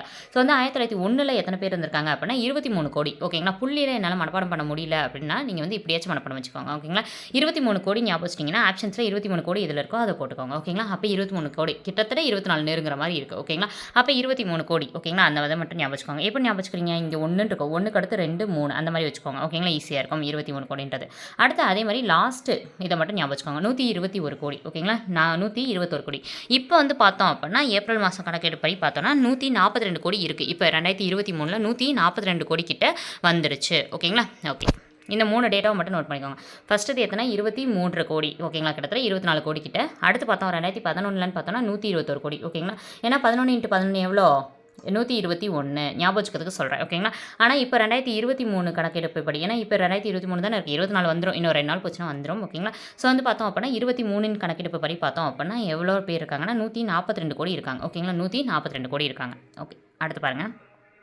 ஓகே, அடுத்து ஒரு நிமிஷம் இருங்க, இந்த பாக்ஸில் ஆண்டு வளர்ச்சி சொல்லாமே வந்துட்டேன், இப்போ தான் ஞாபகம் வருது பாருங்கள். ஆண்டு வளர்ச்சி பார்த்திங்க அப்படின்னா 1911 ஆண்டு வளர்ச்சி பார்த்தோம் அப்படின்னா 0.56, அதாவது போன வருஷத்தை விட இந்த வருஷம் எவ்வளோ கூடி இருக்குன்றது தான் 0.56. ஓகேங்களா, அந்த மாதிரி மட்டும் நோட் பண்ணிக்கோங்க. அடுத்து லாஸ்ட்டில் 2011 ஆண்டு வளர்ச்சின்னு பார்த்தோன்னா 1.66 இருந்திருக்கு. ஓகேங்களா, 1.66 இருந்திருக்கு. இதை மட்டும் நோட் பண்ணிக்கோங்க. ரொம்ப குறைவாக ஆண்டு வளர்ச்சி இருந்தது எதுனா 1921 தான். ஓகேங்களா, ஸோ 1921க்கு ஒரு பெயர் கொடுப்பாங்க, அது பின்னாடி வரும், நம்ம பார்ப்போம். ஓகே, நான் சொல்லியிருந்தால இம்பார்ட்டன்ட் கண்டென்ட். இப்போ நான் சொல்கிறதுலேருந்து அடுத்த ஒரு பேஜ் முடிகிற வரைக்கும் இருக்க தான் இம்பார்ட்டன்ட் கண்டென்ட்ஸ். ஏன்னா இதுலேருந்தே வந்து ரிப்பீட்டடான கொஸ்டின் வரும். மக்கள் தொகை வெடிப்பு ஆண்டு இது, சிறுபிளவை ஆண்டு இது, பெரும் பிரிவினை ஆண்டு இது இப்படின்னு சொல்லிட்டு ரிப்பீட்டடான கொஸ்டின் இருக்குது. நான் அந்த ப்ரீவியஸ் இயர் கொஸ்டின் பேப்பர் நான் உங்களுக்கு டெலகிராமில் சென்ட் பண்ணுறேன், அதை செக் பண்ணி பாருங்கள். ஓகேங்களா, அதை செக் பண்ணி பார்த்தீங்கனாலே இந்த லெசன் எவ்வளோ முக்கியமான லெசன் உங்களுக்கு தெரியும். ஓகேங்களா, ஓகே, பார்க்கலாமா. கடந்த 100 ஆண்டுகளில் 4 மடங்கு மக்கள் தொகை அளவு அதிகரித்து அளவில் சீனாவுக்கு அடுத்தபடியே 2ஆக இருக்கும்னு சொல்லிட்டு கொடுத்துருப்பாங்க, அது நமக்கு தேவையில்ல. ஆனால் 100 ஆண்டுகளை எத்தனை மடங்கு வளர்ந்துருக்கோன்னு கேட்டாங்க அப்படின்னா 4 மடங்கு. அதை மட்டும் நோட் பண்ணிக்கோங்க. ஓகே, அடுத்து பாருங்கள். உலகின் பரப்பளவில் நம்மளோட பரப்பளவு எவ்வளோன்னு பார்த்தோன்னா 2.4%. இது ஜியாகிரஃபி படித்தவங்களுக்கு தெரியும். ஓகேங்களா, உலகம் 100%ன்னு எடுத்துட்டோம்னா நம்ம இந்தியா அதில் வந்து 2.4%. அடுத்து பார்த்தோம்னா 2.4% பரப்பளவு நம்மக்கிட்ட இருந்தாலுமே நம்மளோட வருவாய் எவ்வளோ தான் இருக்கான், 1.2% தான் இருக்கான். ஓகேங்களா, அதாவது பாருங்களேன், 24 பேர், இப்போ எடுத்துக்கிட்டக்கு இது நான் வந்து உங்களுக்கு புரியணுன்றதுக்காக சொல்கிறேன். 24 பேர் மக்கள் இருந்துட்டு 12 ரூபா வந்து கொடுத்தா பார்த்துமா, 2 பேருக்கு ஒரு ரூபாயை பிரிச்சுக்க முடியும், அந்த மாதிரி. ஓகேங்களா, அப்போ வந்து வருவாய் வந்து நம்மள்ட்ட பத்தலை, அந்த மாதிரி ஞாபகம் வச்சுக்கோங்க. இதே மக்கள் தொகையில் பார்த்தோன்னா 17.5% இருக்கும். நம்மள்ட்ட இருக்கிற நிலப்பரப்பே 2 ரூபா தான். ஓகேங்களா, அந்த 2 ரூபாய்க்கு 15 பேர் அடிச்சுக்கிற மாதிரி நிலைமை இருக்குது, அந்த மாதிரி வச்சுக்கோங்க. ஓகேங்களா, ஸோ வந்து 17.5% மக்கள் தொகை வந்து நம்மக்கிட்ட இருக்குது. ஓகே, அடுத்து பாருங்கள். ஓகே, அடுத்த டீட்டெயில் ரொம்ப முக்கியம் தான், நோட் பண்ணி வச்சுக்கோங்க. உலக மக்கள் தொகையில் வந்து 6 பேர் இருக்காங்க அப்படின்னா 6ல் ஒருத்தர் வந்து கண்டிப்பாக இந்தியராக தான் இருப்பாங்க. ஓகேங்களா, அதுலேயும் வந்து மக்கள் தொகை ரொம்ப அதிகமாக இருக்கக்கூடியது எங்கே அப்படின்னா உத்தரப்பிரதேசம்ல அதிகமாக இருக்காங்க, மகாராஷ்டிராவில் அதிகமாக இருக்காங்க. ஓகேங்களா, ஸோ வந்து இது மக்கள் தொகையில் 3ஆம் இடம் பிடிக்கக்கூடிய அமெரிக்க ஐக்கிய நாடுகளை விட அதிகமாக இருக்குது இங்கே இருக்கக்கூடிய மக்கள் தொகை. ஓகேங்களா, நல்லா பார்த்துக்கோங்க. அமெரிக்கா ஏன்னா சீனா தான் நம்மளோட ஃபஸ்ட் பிளேஸ் இருந்துச்சு, இப்போ நம்ம இந்தியா தான் ஃபஸ்ட் பிளேஸ்க்கு வந்துடும். ஓகேங்களா, நம்மளோட இந்தியாவோட மக்கள் தொகை, அதுவும் உத்தரப்பிரதேசம் மற்றும் மகாராஷ்டிராவில் இருக்கிற மக்கள் தொகை அமெரிக்காவில் இருக்கிறத விட அதிகமாக. அப்போ பார்த்துக்கோங்க, ஸ்டேட்டில் இருக்கிறதே அந்த நாட்டை விட அதிகமாக இருக்கும்னா பாருங்கள். ஆனால் வந்து வளர்ச்சி இன்னும் அந்தளவுக்கு வரல. ஓகேங்களா, அதை தான் இங்கே சொல்லியிருப்பாங்க. ஓகே, அடுத்து பாருங்கள். காலரா, ஃப்ளேக், இன்ஃப்ளூயன்ஸா போன்ற கொள்ளை நோய்கள் வந்து காரணமாக 11லேருந்து 21 கிட்ட வந்து மக்கள் தொகை ரொம்ப வந்து குறைஞ்சிருச்சு. ஓகேங்களா, எதனால குறைஞ்சிச்சுன்றது ரொம்ப முக்கியம். குறைஞ்சிச்சுன்னு எல்லாருக்குமே தெரியும், ஆனால் எதனாலன்னு பார்க்காம விட்டுருவீங்க. என்னென்னா நோய்கள்னால, காலரா, ஃப்ளேக்கு, அதுக்கப்புறம் பார்த்தோன்னா இன்ஃப்ளூயன்ஸ் நோய். ஓகேங்களா, இந்த 3 நோய்கள் வந்து பரவிட்டு இருந்தனால தான் அவங்களால என்ன பண்ண முடியல அப்படின்னா அப்போதைக்கு மக்கள் தொகையை வந்து கரெக்டாக மெயின்டைன் பண்ண முடியல. ஸோ ரொம்ப எதிர்மறையாக குறைஞ்சின்னா ரொம்ப குறைஞ்சிக்கிட்டே வந்துருச்சு. அதனால தான் அதை பெரும் பிரிவினை ஆண்டு. பெரும் பிரிவினை ஆண்டுனா என்னது, மக்கள் தொகையிட்டிருந்து ரொம்ப பிரிஞ்சு வந்துட்டோம், ரொம்ப குறைஞ்சிட்டோம் அப்படின்றது தான் பெரும் பிரிவினை ஆண்டுக்கு எடுத்துக்காட்டு. இதை தான் வந்து ப்ரீவியஸ் இயர் கொஸ்டின் பேப்பரில் கேட்டிருந்தாங்க. பெரும் பிரிவினை ஆண்டு என அழைக்கப்படும் ஆண்டு எது அப்படின்னு சொல்லி கேட்டிருப்பாங்க. எந்த ஆண்டுன்னு கேட்டாங்கன்னா 1921ஆம் ஆண்டு தான் வந்து பெரும் பிரிவினை ஆண்டு என்று அழைக்கப்படுகிறது. ஓகே, நெக்ஸ்ட் பாருங்கள். 1951ஆம் ஆண்டு மக்கள் தொகை பெருக்க வீதம் வந்து 1.33லேருந்து 1.25ஆக குறைந்து வந்தது. அதனால் இதை சிறு பிளவு ஆண்டுன்னு சொல்கிறாங்க. அதாவது என்ன அர்த்தம்னா, இது பாருங்கள், இது பெரும் பிரிவினை ஆண்டு. ஏன் பெரும் பிரிவினை ஆண்டு, ஏன்னா ரொம்ப குறைஞ்சிருச்சு மக்கள் தொகை, அநியாயத்துக்கு குறைஞ்சிருச்சு, ரொம்ப குறைஞ்சனால அது பெரும் பிரிவினை ஆண்டு. ஓகேங்களா, ஆனால் 51ல் கொஞ்சம் குறைஞ்சிருக்கு. ஓகேங்களா, ஒரு லிமிட்லேருந்து 33லேருந்து மக்கள் தொகை 33லேருந்து 34 35 இன்க்ரீஸ் தான் ஆகும். ஆனால் வந்து கொஞ்சம் குறைஞ்சிருக்கனால இதுக்கு பேர் சிறு பிளவு ஆண்டு. கொஞ்சம் வந்து மக்கள் தொகை குறைஞ்சிருக்கு அப்படின்றது அர்த்தம். அடுத்தது பார்த்தோம் அப்படின்னா, இது வந்து நீங்கள் ரேஷியோ மனப்பாடம் பண்ணுமான்னு கேட்டால் ஜஸ்ட் ஞாபகம் வச்சுக்கோங்க, 1.3லேருந்து 1.2க்கு வந்திருக்கு, அந்த மாதிரி ஞாபகம் வச்சுக்கோங்க, அவ்வளோதான். அடுத்து 1961 பொறுத்த வரைக்கும் அது என்னன்னு சொல்கிறாங்கன்னா மக்கள் தொகை வெடிப்பு ஆண்டுன்னு சொல்கிறாங்க. இது ரொம்ப ரொம்ப ரொம்ப ரொம்ப முக்கியம். ஓகேங்களா, இந்த கொஸ்டின் வந்து ரிப்பீட்டடாக இருக்காது. இப்போ 21 51 வந்து ஓரளவுக்கு கேட்டிருக்காங்க அப்படின்னா அதை விட டபுள் மடங்காக இதை கேட்டிருப்பாங்க. மக்கள் தொகை வெடிப்பு ஆண்டு எதுன்னு சொல்லிட்டு அடிக்கடி கேட்பாங்க. ஓகேங்களா, ஸோ மக்கள் தொகை வெடிப்பு ஆண்டுன்னு கேட்டாங்கன்னா 1961. ஏன் இதை வந்து வெடிப்பு ஆண்டுன்னு சொல்கிறாங்கன்னா இன்க்ரீஸ் ஆயிருக்கு, 1.9லேருந்து 2% என்ன பண்ணியிருக்கு, இன்க்ரீஸ் ஆயிருக்கு. ஓகேங்களா, இன்க்ரீஸ் ஆயிருக்கனால தான் இது மக்கள் தொகை வெடிப்பு ஆண்டுன்னு சொல்கிறாங்க. சொல்கிறாங்க. ஓகேங்களா? ஓகே.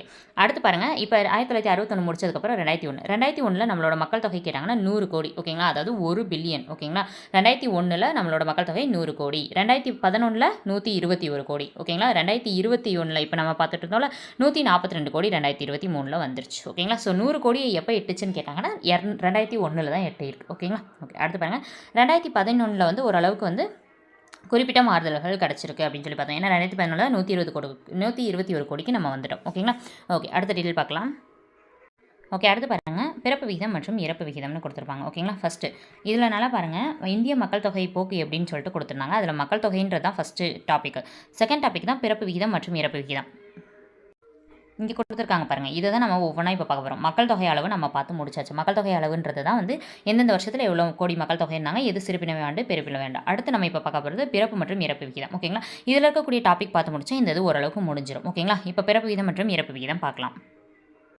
ஓகே. பிறப்பு விகிதம் அப்படின்னா என்ன அப்படின்னா, இது 1000 மக்கள் தொகைக்கு பிறக்கக்கூடிய குழந்தைகளோட எண்ணிக்கை. ஓகேங்களா? இது எப்படி கேட்டிருந்தாங்கன்னா 1000 மக்கள் தொகை, 10,000 மக்கள் தொகை, 100 மக்கள் தொகைன்னு சொல்லிட்டு என்ன பண்ணியிருந்தாங்க, கொடுத்துருந்தாங்க. ஓகேங்களா? எவ்வளோ மக்கள் தொகைன்றதை ஏற்கனவே ப்ரீவியஸ் இயர் கொஸ்டின் பேப்பரில் கேட்டிருக்காங்க. அப்போ 1000 பேருக்கு எத்தனை குழந்தைகள் பிறக்குதோ அதுதான் பிறப்பு விகிதம்.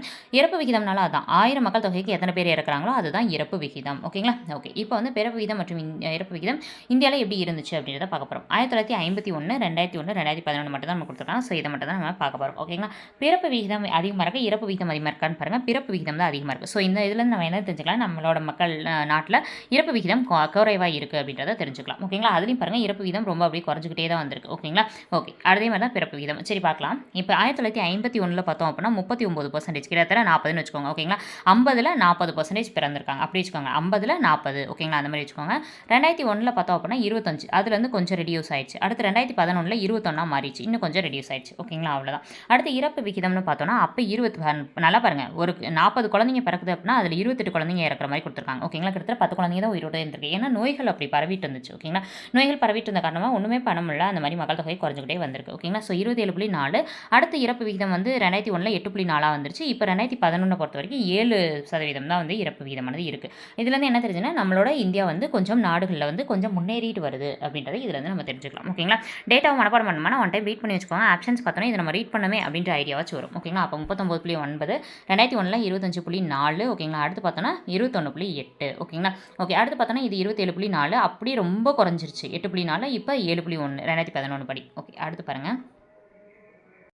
ஓகே. அடுத்து என்ன கொடுத்துருப்பாங்க அப்படின்னா என்னோட அடுத்த டேட்டாவை கொடுத்துருக்காங்கன்னா கவலைப்பட வேணாம், இது எல்லாமே பாக்ஸில் இருக்கக்கூடிய டேட்டாவை தான். ஓகேங்களா? 1951 39.9 இருந்துச்சு, 2011 இவ்வளோ இருந்துச்சு அப்படின்னு சொல்லிட்டு இந்த பாக்ஸை நீங்கள் மனப்பாடம் பண்ணிங்கன்னா அது கீழே இருக்க ஒரு பேராகிராஃப் நீங்கள் படிக்க தேவையில்லை, ஏன்னா அப்படியே தான் கொடுத்துருப்பாங்க. இதில் ஒரு டேட்டா மட்டும் நோட் பண்ணால் போதும். என்ன டேட்டா அப்படின்னா பிறப்பு விகிதத்துடைய குறைவு அப்படின்றது இறப்பு விகிதத்துடைய குறைவை விட குறைவாக தான் இருக்குது அப்படின்ற மாதிரி கொடுத்துருப்பாங்க. ஏன்னா இறப்பு விகிதம்ன்றது டக்கு டக்கு டக்கு டக்குன்னு குறைஞ்சிக்கிட்டே வந்துருச்சு, பிறப்பு விகிதம் கொஞ்சம் கொஞ்சமாக குறைஞ்சிட்டு வந்திருக்கு. ஓகேங்களா? அதை தான் கொடுத்துருப்பாங்க. ஓகே. அடுத்து பாருங்கள், கேரளா வந்து மிக குறைந்த பிறப்பு விகிதம் அப்படின்னு சொல்லி கொடுத்துருப்பாங்க. பிறப்பு விகிதம் நல்லா பார்த்துக்கணும். என்ன விகிதம்னா பிறப்பு விகிதம். கேரளாவில் குழந்தைகள் பிறக்கக்கூடியது 1000 பேருக்கு ரொம்ப கம்மியாக தான் இருக்குது. ஓகேங்களா? ஸோ வந்து எவ்வளோ அப்படின்னு சொல்லி பார்த்தோன்னா 14.7% தான். ஆனால் ரொம்ப அதிகமாக இருக்கக்கூடிய பிறப்பு விகிதம் எங்கே இருக்குன்னா உத்தரப்பிரதேசம். ஓகேங்களா? உத்தர அப்படின்னாலே வந்து கொஞ்சம் அப்படியே ஹை அப்படின்ற மாதிரி. ஓகேங்களா? இப்போ ஏன்னா இவங்க மக்கள் தொகையிலே ஹையில் தான் இருக்காங்க. மக்கள் தொகையில் ஹையில் இருந்தால் கண்டிப்பாக அங்கே பிறப்பு விகிதம் ஹையில் தான் இருக்கணும். கான்செப்ட் படி நீங்கள் யோசிச்சிங்கனால இதெல்லாம் அடிச்சிடலாம். ஓகேங்களா? ஸோ வந்து மக்கள் தொகை அதிகமாக இருந்துச்சு அப்படின்னா அந்த இடத்துல பிறப்பு விகிதம் அதிகமாக இருக்குது அப்படின்னு அர்த்தம். ஓகேங்களா? அப்போ கேரளாவை பொறுத்த வரைக்கும் மிக குறைந்த பிறப்பு விகிதம் 14 பேர், இங்கே வந்து 29 பேர். அது மாதிரி ஞாபகம் வச்சுக்கோங்க. ஓகேங்களா? ஸோ அங்கே 15 பேர், இங்கே 30 பேர். ஓகேங்களா? டபுள் மடங்கு அப்படின்ற மாதிரி. அடுத்தது மேற்கு வங்காளம் மிக குறைந்த இறப்பு விகிதம். இது இறப்பு விகிதம். நல்லா பாருங்கள், பிறப்பு விகிதத்தில் குறைஞ்சது கேரளா, அதிகமானது உத்தரப்பிரதேசம். ஆனால் இறப்பு விகிதத்தில் பார்த்தோம் அப்படின்னா மிக குறைந்த இறப்பு விகிதம் யார்கிட்ட இருக்குது அப்படின்னா மேற்கு வங்காளம், வெஸ்ட் பெங்கால்கிட்ட இருக்குது. ஓகேங்களா? வெஸ்ட் பெங்கால் ரொம்ப குறைந்த இறப்பு விகிதம் 6 பேர் தான். இதே வந்து ஒரிஷாவில் பார்த்தோம் அப்படின்னா அதிக இறப்பு விகிதம் இருக்குது 9. ஓகேங்களா? அதிக இறப்பு விகிதம் இருக்குது 9. ஓகேங்களா? ஓகே. கம்மியாக இருக்கிறது எது, அதிகமாக இருக்கிறது எது, இதை மட்டும் பார்த்துக்கோங்க. நல்லா பாருங்கள், ஃபஸ்ட்டு பிறப்பு விகிதம்ல குறைவாக இருக்கிறது கேரளா. ஓகேங்களா? அதிகமாக இருக்கிறது உத்தரப்பிரதேசம். முடிஞ்சு. இறப்பு விகிதத்தில் குறைவாக இருக்கிறது எது, வெஸ்ட் பெங்கால். அதிகமாக இருக்கிறது எது, ஒரிஷா. ஓகேங்களா? அடுத்து பாருங்கள். அடுத்தது அதிக மக்கள் தொகை பெருக்கம் அப்படின்றது எங்கே இருக்குது அப்படின்னு சொல்லி கொடுத்துருக்காங்க. சரி பாருங்கள். மாநிலங்களிடையே 10 ஆண்டுகளில், அதுவும் எந்த வருஷம் அப்படின்னா 2001 2011 பீகார் அதிக மக்கள் தொகை பெருக்கம், அதிக மக்கள் தொகைன்றது வேறு, மக்கள் தொகை பெருக்கம்ன்றது வேறு. ஓகேங்களா? ஓகே. அதிக மக்கள் தொகை பெருக்கத்தையும் கேரளா குறைந்த பிறப்பு விகிதத்தையும் கொண்டுள்ளது. இது நம்மளுக்கு தெரிஞ்சதான். இப்போ குறைந்த பிறப்பு விகிதம்ன்றது இப்போ தான் நம்ம பார்த்தோம். ஓகேங்களா? இங்கேக்குள்ளே பார்த்துருப்போம்ல 14 பேருன்றது கிட்டத்தட்ட 15ன்னு வச்சுக்கோங்க. ஓகேங்களா? இது விகிதம் பர்சன்டேஜ், நம்ம சும்மா ஞாபகம் வச்சுக்கிறதுக்கு நம்ம பார்த்துக்கிறது. ஓகேங்களா? ஓகே. அடுத்து பாருங்கள். இதில் நம்மளுக்கு பீகார், அதாவது பிமருன்ற வார்த்தை கொடுத்துருப்பாங்க, நம்ம ஞாபகம் வச்சுக்கிறதுக்காக. ஓகேங்களா? அதிக மக்கள் தொகை கொண்ட நாடுகள். ஓகேங்களா? பிமரு அப்படின்னா இது பிஐன்றது பீகார், அடுத்து எம்ஏன்றது வந்து மத்திய பிரதேசம். ஓகேங்களா? அடுத்து ஆர் அப்படின்றது என்ன அப்படின்னா ராஜஸ்தான், யூன்றது உத்தரப்பிரதேசம். ஓகேங்களா? இந்த பிமரு அப்படின்ற வார்த்தையை நீங்கள் ஞாபகம் வச்சிட்டிங்கன்னா இங்கே இருக்கிறது வந்துடும். பீகார், மத்திய பிரதேசம், ராஜஸ்தான், உத்தரப்பிரதேசம். ஓகேங்களா? இது 4மே வந்து அதிக மக்கள் தொகை கொண்ட மாநிலங்களுக்கு எடுத்துக்காட்டாக இருக்குது. ஓகேங்களா? ஓகே, அடுத்தது பாருங்கள் மக்கள் தொகை அடர்த்தி. மக்கள் தொகை அடர்த்தி. மக்கள் தொகை அடர்த்தி அப்படின்னா என்ன அர்த்தம் அப்படின்னு சொல்லி கொடுத்துருப்பாங்க. ஓகேங்களா? ஒரு சதுர கிலோமீட்டர் பரப்பளவில் வசிக்கக்கூடிய மக்களின் எண்ணிக்கையை குறிக்கும். ஓகேங்களா? ஒரு சதுர கிலோமீட்டருக்குள்ளே எத்தனை பேர் வசிக்கிறாங்க அப்படின்றத குறிக்கும். ஓகே, அடுத்து பாருங்கள் நிலம் மற்றும் மனிதனோட விகித அளவை குறிக்கிறது அப்படின்னு சொல்லி கொடுத்துருப்பாங்க. மொத்த நிலப்பரப்பு மாறாது இருக்கும்போது அதிகரிக்கப்படும் மக்கள் தொகையானது மக்கள் தொகையின் அடர்த்தியை அதிகரிக்கிறது. அதாவது எப்பயுமே ஒரு சதுர கிலோமீட்டர்னா ஒரு சதுர கிலோமீட்டரில் தான் ஒரு சதுர கிலோமீட்டர் தான், அது மாறப்போகிறது கிடையாது. ஓகேங்களா? சதுர கிலோமீட்டரில் இது வெட்டி எடுத்து நம்ம குறைக்க முடியுமா? முடியாது. சதுர கிலோமீட்டர்னா சதுர கிலோமீட்டர் தான், நில அளவு மாறாது. ஆனால் அங்கே இருக்கக்கூடிய மக்களோட அளவு மாறும்ல. ஏன்னா இப்போ வந்து எடுத்துக்காட்டுக்கு இப்போ இங்கே நான் இருக்கேன் அப்படின்னா இந்த இடத்துல இப்போ இந்த தெருவில் ஒரு 100 பேர் இருப்பாங்க அப்படின்னு எடுத்தோன்னா இன்னும் கொஞ்ச நாள் கழிச்சு பார்த்தோன்னா 200 பேர் வரலாம். ஓகேங்களா? இல்லை இந்த மக்கள் தொகை வந்து குறையலாம், கூடலாம். அப்படி மக்கள் தொகை கூடும் பார்த்தீங்களா, அந்த கூடுதல் தான் வந்து மக்கள் தொகையோட அடர்த்தி வந்து அதிகரிக்குது அப்படின்னு சொல்லி. அடர்த்தினா ஒன்றும் இல்லைங்க, ஒரு இடத்துல வந்து ஒரு 5 பேர் தான் இருக்க முடியும்னா ஆனால் 5 பேர் இல்லாமல் 10 பேர் இருக்காங்க பார்த்தீங்களா, அந்த 5 பேர் கூடுதலாக இருக்காங்களா, அதுதான் அடர்த்தி. அதான் வந்து எப்படி கண்டுபிடிக்கணும்னு ஃபார்முலா கொடுத்துருப்பாங்க. ஃபார்முலா கேட்கறதுக்கான வாய்ப்புகள் அதிகமாக இருக்குது. ஸோ நோட் பண்ணி வச்சுக்கோங்க. ஓகேங்களா? மக்கள் தொகை அடர்த்தி அப்படின்றதுக்கு ஃபார்முலா என்னன்னு பாருங்கள். மொத்த மக்கள் தொகை ப்ளஸ் அந்த பகுதியோட நிலப்பரப்பு, எவ்வளோ நிலத்தில் எத்தனை மக்கள் தொகை இருக்காங்க அப்படின்னு சொல்லி பார்த்துக்கலாம். ஓகேங்களா?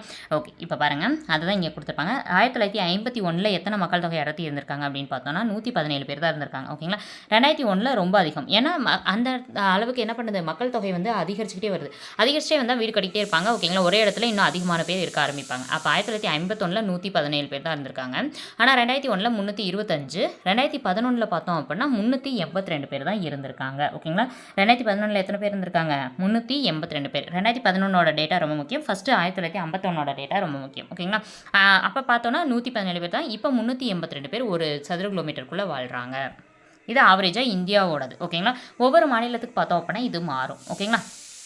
ஓகே, ஜஸ்ட் எல்லாம் ரீட் பண்ணிட்டே வாங்க. உங்களுக்கு கண்டிப்பாக வந்து என்ன பண்ணுவாங்க, ஆப்ஷன்ஸை பார்த்தோன்னா என்னடா இத்தனை டேட்டா இருக்குன்னு யோசிக்கவே வேணாம். ஆனால் வேறு வழி இல்லை. நீங்கள் ஒன் டைம் ரீட் பண்ணாமல் போகிறதுக்கு பதிலாக இந்த மாதிரி ஒன் டைம் பார்த்து ஓவராலாக பார்த்துட்டு போயிட்டீங்கன்னா அங்கே போயிட்டு ஆப்ஷனில் பார்க்கணும் 117 இது எங்கேயோ பார்த்த மாதிரி இருக்குது அப்படின்னு சொல்லிட்டு என்ன பண்ணலாம், அடிச்சிடலாம். ஓகேங்களா? ஓகே, அடுத்து பாருங்கள்.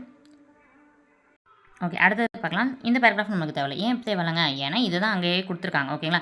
1951 இத்தனை பேர், 2001 இத்தனை பேர் கொடுத்துருப்பாங்க. ஸோ இது நமக்கு தேவையில்லை. ஓகே, அடுத்து பாருங்கள். ஓகே, இந்த வார்த்தையை மட்டும் நோட் பண்ணி வச்சுக்கோங்க. அதாவது சுதந்திரத்துக்கு முன்னாடி வந்து 100 பேருக்கும் குறைவாக இருந்துச்சு மக்கள் தொகை அடர்த்தி. ஓகே, அடுத்து பாருங்கள். 2011 மக்கள் தொகையோட அடர்த்தி வந்து எவ்வளோ இருந்துச்சுன்னா 382. இது நம்ம அங்கேயே பார்த்தாச்சு. ஓகேங்களா?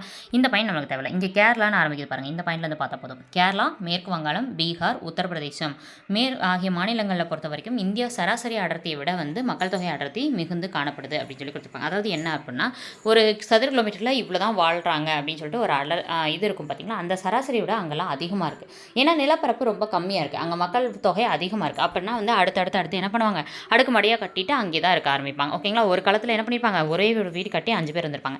இப்போ அதே இடத்துல 3 மாடி 4 மாடி கட்டி ஒரு 20 பேரோ 25 பேரோ இருப்பாங்க. அப்போ அந்த 4 மாநிலங்கள் அதிகமாக இருக்குது. அது எந்தெந்த மாநிலங்கள் நம்மளுக்கு ரொம்ப முக்கியம், கேரளா, மேற்கு வங்காளம், பீகார், உத்தரப்பிரதேசம். இதில் பீகார் உத்தரப்பிரதேசம் ரொம்ப முக்கியம். பீகாரில் ரொம்பவே அதிகம். ஓகேங்களா? ஸோ அது ரொம்ப முக்கியம். மேற்கு வங்காளம் என்ன அதிகமாக உற்பத்தி பண்ணுவாங்கன்னா சணல்லாம் அதிகமாக உற்பத்தி பண்ணக்கூடிய இடம் வந்து மேற்கு வங்காளம் தான். ஓகேங்களா? ஓகே, அடுத்து பாருங்கள். ஆகிய மாநிலங்கள் இந்தியாவின் சராசரி உற்பத்தியை விட மக்கள் தொகை அடர்த்தி வந்து அதிகமாக காணப்படுது. ஓகேங்களா? சரி, சராசரி உற்பத்தின்னு சொல்லிட்டு அடர்த்தி. ஓகேங்களா? இந்தியாவோட சராசரி அடர்த்தி இப்போ எடுத்துக்காட்டுக்கு 382 பேர் இருக்காங்க அப்படின்னா அந்த இடத்துல அந்த 382 விட அதிகமாக இருக்கும் அந்த இடத்துல எல்லாம். ஓகேங்களா? ஓகே, அடுத்து பாருங்கள். பீகார் வந்து மிகவும் அதிக மக்கள் தொகை அடர்த்தியோட காணப்படுது. பாருங்களேன், ஒரு சதுர கிலோமீட்டருக்கே 1000 பேர் இருக்காங்களாம் பீகாரில். ஓகேங்களா? ஒரு சதுர கிலோமீட்டர்ன்றது எவ்வளோன்னு உங்களுக்கு தெரியும். ஓகேங்களா? அப்போ அந்த ஒரு சதுர கிலோமீட்டருக்குள்ளேயே 1000 பேர் இருக்காங்கன்னா எவ்வளோ மக்கள் தொகை அடர்த்தி அங்கே இருக்குன்னு பாருங்கள். அதுக்கு அடுத்ததான் வந்து மேற்கு வங்காளத்தில் 880 பேர் இருக்காங்க. ஓகேங்களா? அதாவது பீகாரில் 1000 பேர் இருக்காங்க. ஓகேங்களா? அந்த மாதிரி வச்சுக்கோங்க. ஃபுல் நம்பராக வச்சுக்கோங்க, அப்போ தான் ஈஸியாக இருக்கும். பீகாரில் 1000 பேர் இருக்காங்க, 1100 பேர் இருக்காங்க அப்படின்னா வெஸ்ட் பெங்காலில் ஒரு 850 பேர், அதாவது கிட்டத்தட்ட 900 பேர் இருக்காங்க. ஓகேங்களா? அதே பார்த்தோம் அப்படின்னா ஒரு சதுர கிலோமீட்டருக்கு வெறும் 17 பேர் தான் இருக்காங்க எங்கே, அருணாச்சல பிரதேசத்தில். ஓகேங்களா? அப்போ ரொம்ப கம்மியாக இருக்குது அருணாச்சல பிரதேசம். இந்த 3 டீட்டெயில் மட்டும் போடும். ஓகேங்களா? ஃபஸ்ட்டு பீகார் பொறுத்த வரைக்கும் 1100 பேர் இருக்காங்க. ஓகேங்களா? அடுத்து வெஸ்ட் பெங்கால் பொறுத்த வரைக்கும் 880 பேர் இருக்காங்க. இதே வந்து அருணாச்சல பிரதேசம் பார்த்தோன்னா ரொம்ப கம்மி, 17 பேர் தான் இருக்காங்க. ஓகே, அடுத்து பாருங்கள். ஏன் அருணாச்சல பிரதேசம் அப்படின்னா நம்மளோட அந்த கடைக்கொடி இருக்கும் பார்த்தீங்களா, அது மேப்பில் நீங்கள் பார்த்தீங்கனாலே தெரியும். ஓகேங்களா? ஓகே, அடுத்தது பாலின விகிதம். ஓகேங்களா? பாருங்கள்.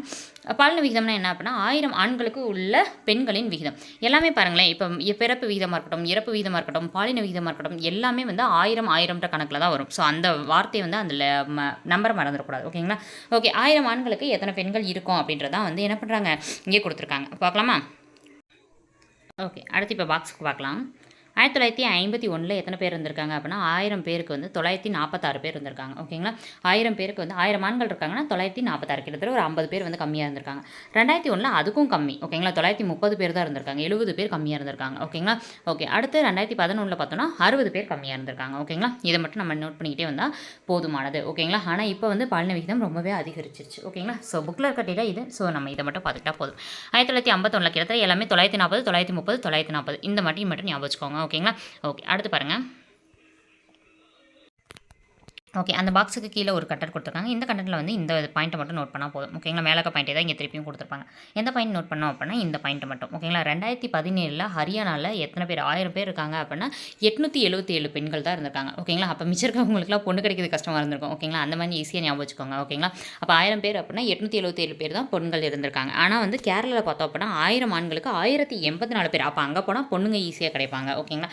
மேரேஜுக்கு ஈஸியாக மேரேஜ் பண்ண முடியும் அப்படின்ற மாதிரி ஞாபகம் வச்சுக்கோங்க. ஓகேங்களா? ஸோ அவ்வளோதான். ஓகேங்களா? ஹரியானா அப்படின்னா ரொம்ப கஷ்டம், அதாவது ஹரிக்கு ரொம்ப கஷ்டம் அப்படின்ற மாதிரி வச்சுக்கோங்க. ஹரின்றது பாய் பேர் தானே, அந்த மாதிரி ஈஸியாக நம்ம ஞாபகம் வச்சுக்கணும். ஓகேங்களா? ஞாபகம் வச்சுக்கிறதுக்கு அவ்வளோதான். ஓகேங்களா? இப்போ குறைந்த பாலின விகிதம் கொண்டது 2011 பார்த்தோன்னா ஹரியானா, அதிக பாலின விகிதம் கொண்டது அப்படின்னு சொல்லி பார்த்தோன்னா கேரளா. 1084 பேர் இருந்திருக்காங்க, கூட 84 பேர் இருந்திருக்காங்க. ஓகேங்களா? ஓகே, அடுத்த போது பார்த்தோம் அப்படின்னா பிறப்பின் போது வாழ்நாள் எதிர்பார்ப்பு. ஓகே, பிறப்பின் போது வாழ்நாள் எதிர்பார்ப்புன்னு கொடுத்துருப்பாங்க. வாழ்நாள்னா என்ன அப்படின்னா நம்ம எவ்வளோ தூரம் வாழ்கிறோம் அப்படின்றது. ஓகேங்களா? அப்போ இறப்பு விகிதம் கம்மியாக இருந்தால் அந்த வாழ்நாள் விகிதம் அதிகமாக இருக்கும் இல்லையா? ஏன்னா ஒருத்தவங்க இறக்காமல் இருந்தாங்கன்னா அவங்களோட வாழ்நாள் அதிகமாக இருக்கும். ஓகேங்களா? அந்த கான்செப்ட் தான் இங்கே கொடுத்துருப்பாங்க. இங்கே வேலை நிறைய இருக்கும். ஓகேங்களா? இதெல்லாம் நீங்கள் என்ன பண்ண வேண்டாம் அப்படின்னா பார்க்க வேண்டாம். ஓகேங்களா?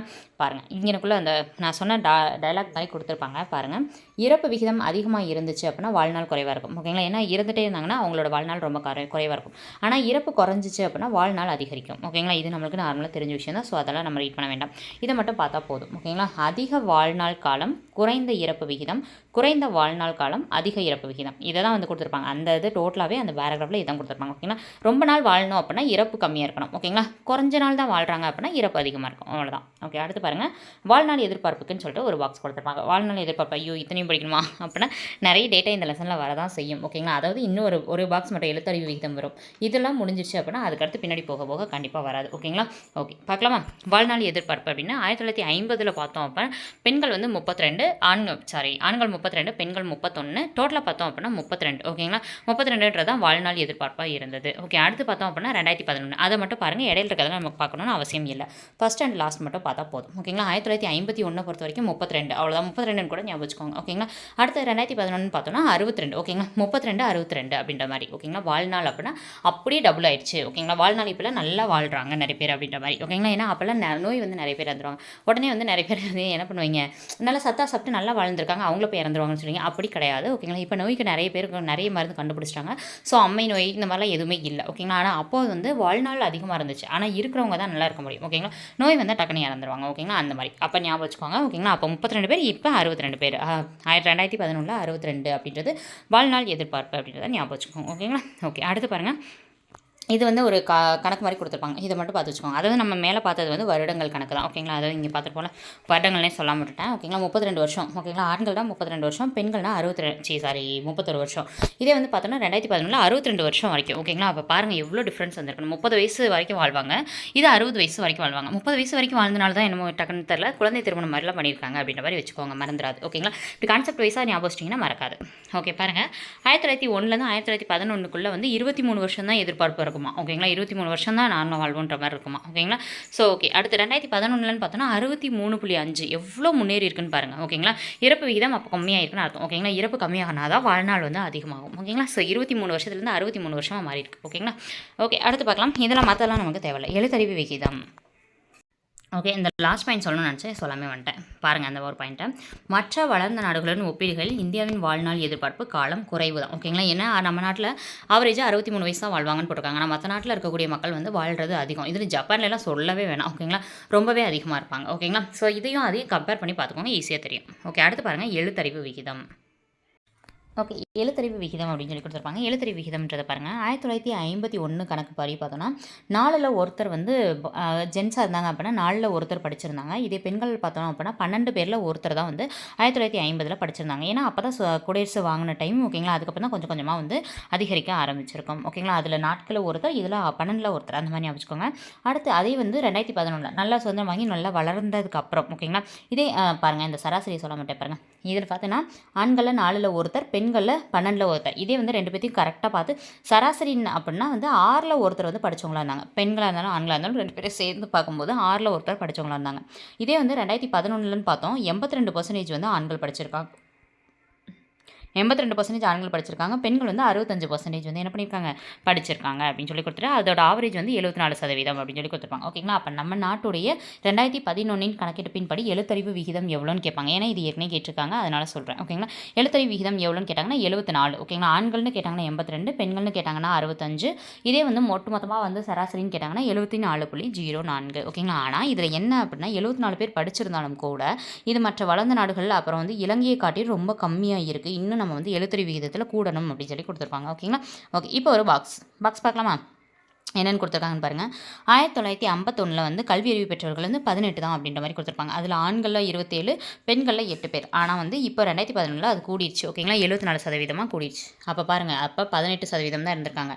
இப்போ வந்து பார்த்தோம் அப்படின்னா 74% இன்க்ரீஸ் பண்ணியிருக்கோம் ஓகேங்களா. அப்போ இது பெரிய விஷயம் தான் ஓகேங்களா. அப்போ ஆண்களில் 27 பேர் படிச்சிருக்காங்க, பெண்களில் 8 பேர் படிச்சிருக்காங்க. அதாவது இதில் 3ல் ஒரு பங்கு தான் இவங்க அந்த மாதிரி வச்சுக்கோங்க. இதில் வந்து 82 பேர் படிச்சிருக்காங்க அப்படின்னா இவங்க இதில் 65% வந்து படிச்சிருக்காங்க ஓகேங்களா. ஓகே, அடுத்து பார்க்கலாம். ஓகே, பாக்ஸ் கீழே இருக்க கண்டென்ட் பார்க்கலாம். கேரளான்னு சொல்லி கொடுத்துருக்காங்க. ஸோ கேரளா ஆல்ரெடி நம்ம எதுக்கு பார்த்துருக்கோம்ன்றது ஞாபகம் வருதான்னு பாருங்கள். எதுக்கு பார்த்துருப்போம் அப்படின்னு சொல்லி பார்த்தோன்னா பிறப்பு விகிதம் இறப்பு விகிதம் பார்த்துருப்போம் ஓகேங்களா. குறைந்த அளவு பிறப்பு விகிதம் வந்து கேரளாவில் இருக்கும், அதிக அளவு பிறப்பு விகிதம் உத்தரப்பிரதேசம். இதே இறப்பு விகிதம் பார்த்தோன்னா குறைந்த அளவு வந்து இறப்பு விகிதம் வந்து மேற்கு வங்காளம், அதிக அளவு இறப்பு விகிதம் ஒடிஷா ஓகேங்களா. இதை பார்த்துருப்போம் ஓகேங்களா. அதை மட்டும் ஞாபகம் வச்சுக்கோங்க. பிறப்பு விகிதம் வந்து மிக குறைந்தது எங்கே, கேரளாவில் 14 தான் அப்படின்ற மாதிரி பார்த்துருப்போம். அதை ஒரு டைம் ரிகால் பண்ணிட்டு இங்கே வந்துடலாம். ஓகே பாருங்கள், கேரளா வந்து அதிக எழுத்தறிவு விகிதம் கொண்டிருக்கு. எவ்வளோ அப்படின்னா 94% வந்து படித்தவங்களா இருக்காங்க.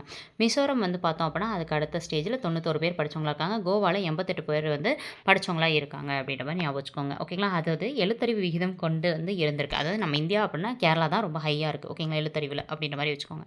அடுத்து ஹிமாச்சல் பிரதேசம் பார்த்தோம் அப்படின்னா அது இதெல்லாம் குறைவானது ஓகேங்களா, குறைவாக இருக்கக்கூடியது. அதில் தான் நம்ம தமிழ்நாடு இருக்குது ஓகேங்களா. ஹிமாச்சல் பிரதேசம் பார்த்தோன்னா 82 பேர் படித்தவங்களா இருக்காங்க. மகாராஷ்டிராவில் 82 பேர். இதே சிக்கிமில் பார்த்தோம் அப்படின்னா 81 பேர் ஓகேங்களா. அடுத்து தமிழ்நாடு அப்படின்னா 81. இந்த பேர்னு சொல்கிறேன்னா அப்போ எத்தனை பேர் தானான்னு கேட்டால் அப்படி கிடையாது, உங்களுக்கு ஞாபகத்துக்காக ஜஸ்ட் சதவீதத்தை விட இந்த மாதிரி இத்தனை பேர் ஞாபகம் ஈஸியாக இருக்கும் அதுக்காக ஓகேங்களா. தமிழ்நாடு பார்த்தோம் அப்படின்னா 80 பேர் தான் ஓகேங்களா. 100 பேர் இருக்குன்னா 100க்கு ஒரு 80 பேர் 80 பேர் வந்து படித்தவங்களா இருக்கும் அந்த மாதிரி ஓகேங்களா. அடுத்து பீகாரில் அப்படின்னு பார்த்தோன்னா 61% தான். அப்போ ரொம்ப குறைவானது அப்படின்னு சொல்லி பார்த்தோம் அப்படின்னா பீகார், நடுத்தரமானது நம்ம தமிழ்நாடுன்ற மாதிரி ஓகேங்களா. இருந்தாலும் மற்ற இதை கம்பேர் பண்ணும்போது தமிழ்நாடு கொஞ்சம் குறைவாக இருக்குது அப்படின்ற மாதிரி கொடுத்துருப்பாங்க ஓகேங்களா. ஸோ கேரளா ரொம்ப அதிகம், நடுத்தரமானது நம்ம தமிழ்நாடு. தமிழ்நாடோட பர்சன்டேஜ் ரொம்ப முக்கியம் 80 ஓகேங்களா. கேரளாவோடது ரொம்ப முக்கியம், ஏன்னா ஹையில் அவங்க தான் இருக்காங்க 94.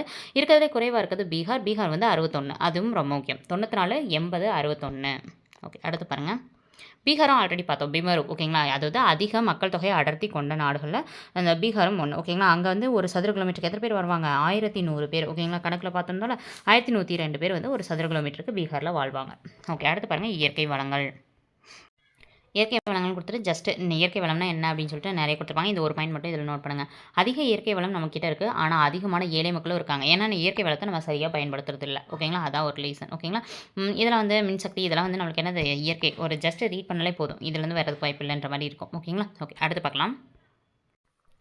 இயற்கை வளங்களின் வகைகள்னு கொடுத்துருப்பாங்க. இயற்கை வளம் அப்படின்னா 2 வகைப்படும். ஒன்று புதுப்பிக்கக்கூடியது, இன்னொன்று புதுப்பிக்க முடியாதது. புதுப்பிக்கக்கூடியதுனா நீங்கள் எவ்வளோ யூஸ் பண்ணிக்கிட்டே இருந்தாலும் திருப்பி என்ன பண்ண முடியும், யூஸ் பண்ண முடியும் ஓகேங்களா. அதான் புதுப்பிக்கக்கூடியது. அதுக்கு எடுத்துக்காட்டு என்னென்னு பார்க்கலாம்.